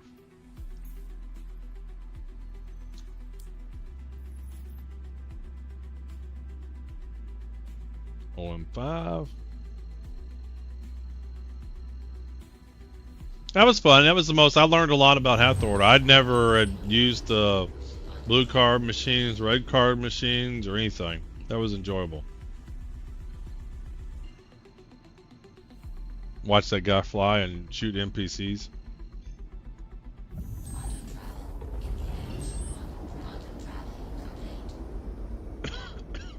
This should be Everest Harbor. There we go. Punch it, Chewie.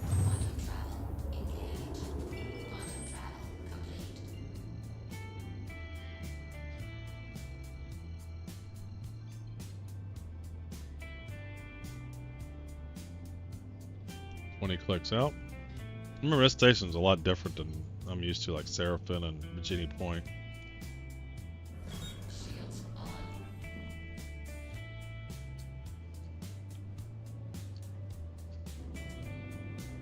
That sun is bright.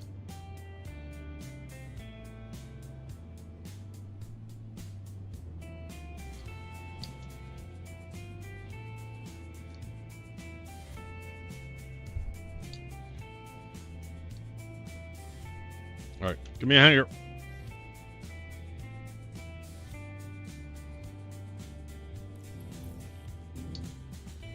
Ooh, a large hanger. And it's right by me. I just don't see that happen too terribly often.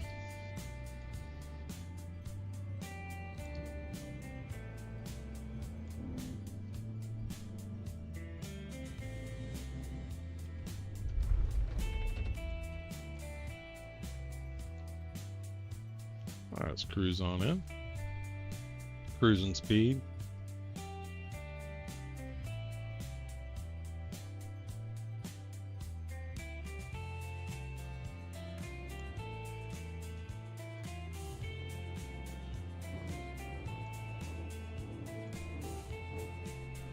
Let's get a bit closer to the elevator.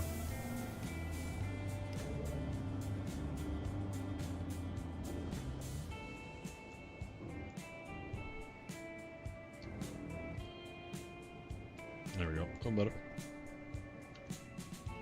It's really a shame you can't change HUD colors. Yeah, I'm not a fan of this already either.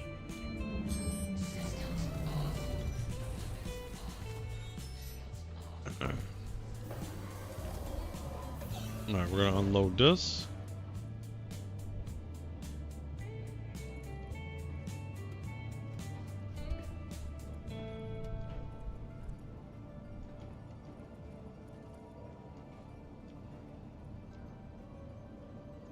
I hate that they make you do the animation to get out.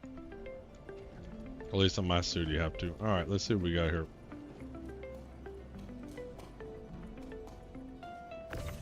We got a crossfield, whatever that is.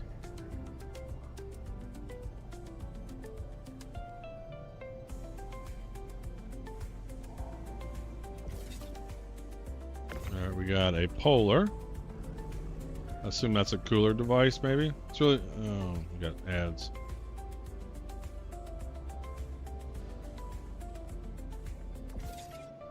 Another oh, a heat safe.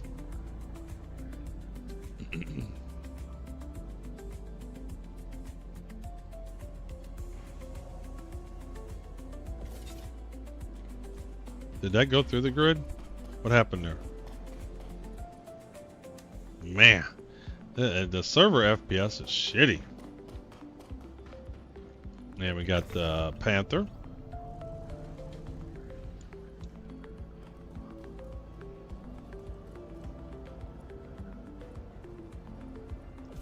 Very nice. I think that was all right. We got the Panther and the 3 components. Looks like that's it. Lower that down.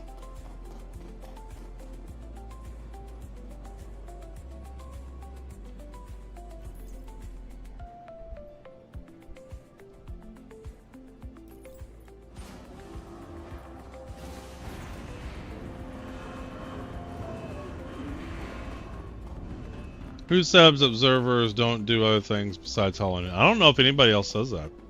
I do all kinds of stuff. I've always fully intended to do various gameplays to learn it. So my goals in any MMO alpha is to play different aspects of it to see what I like and know what I want to do when I get into it.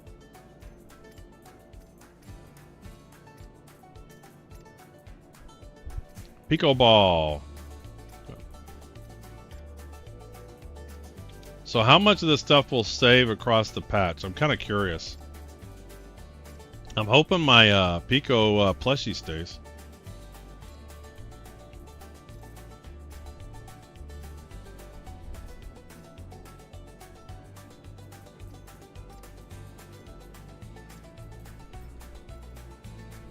I'll tell you what, if you run out of med pins over there,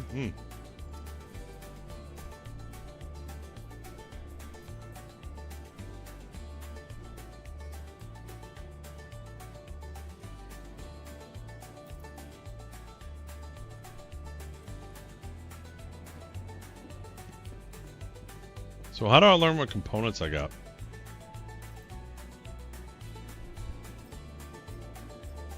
Shit.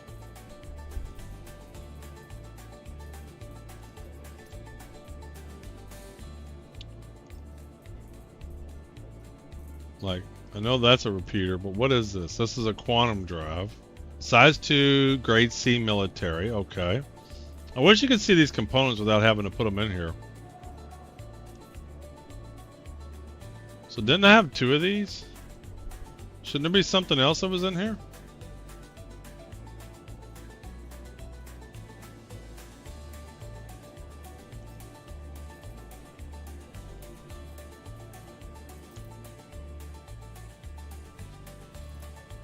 What was the other component? There was a heat sink. So there's a cross drive.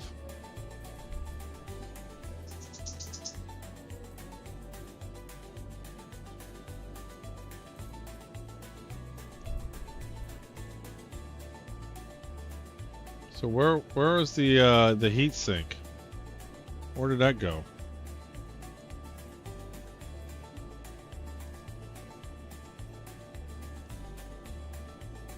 Two bracers? I don't know. One was a heat sink and one was a crossfield.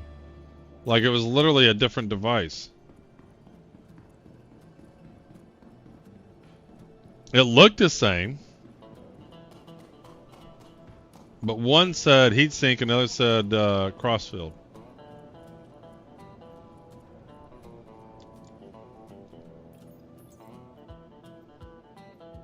Yeah, heat safe.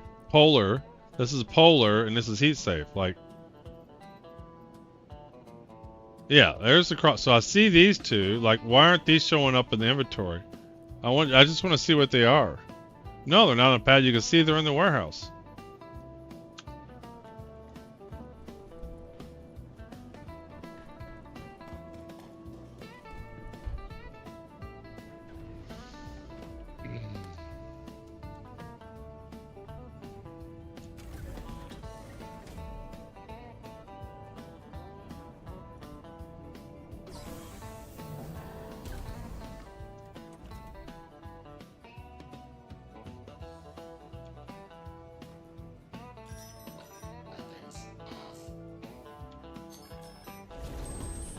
I do love how the show comes off. That's way cool.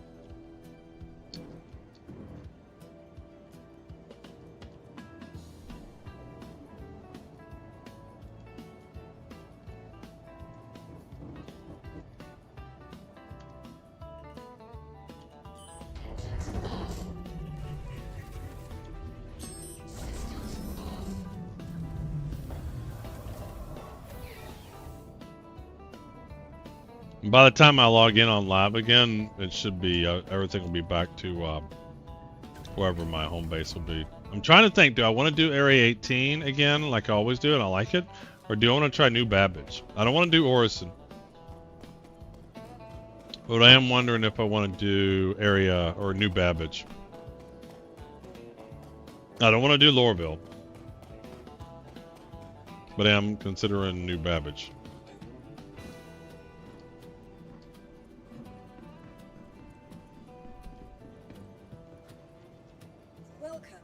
The very first ship that shows up here should be the one that's on your pad. Let's see here, Drake. Probably utility store. Alright, well we'll see what saves. But I don't know why I can't see the component on here.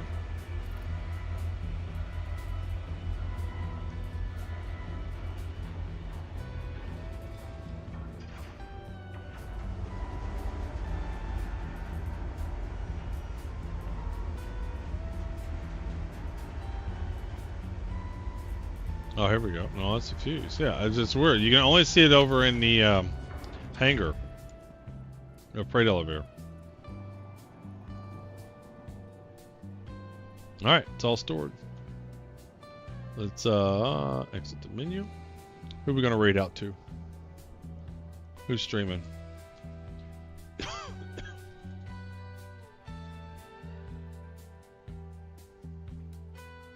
Citizen Spooner is still going? 17 hours? It's messy. Yeah, it's so messy.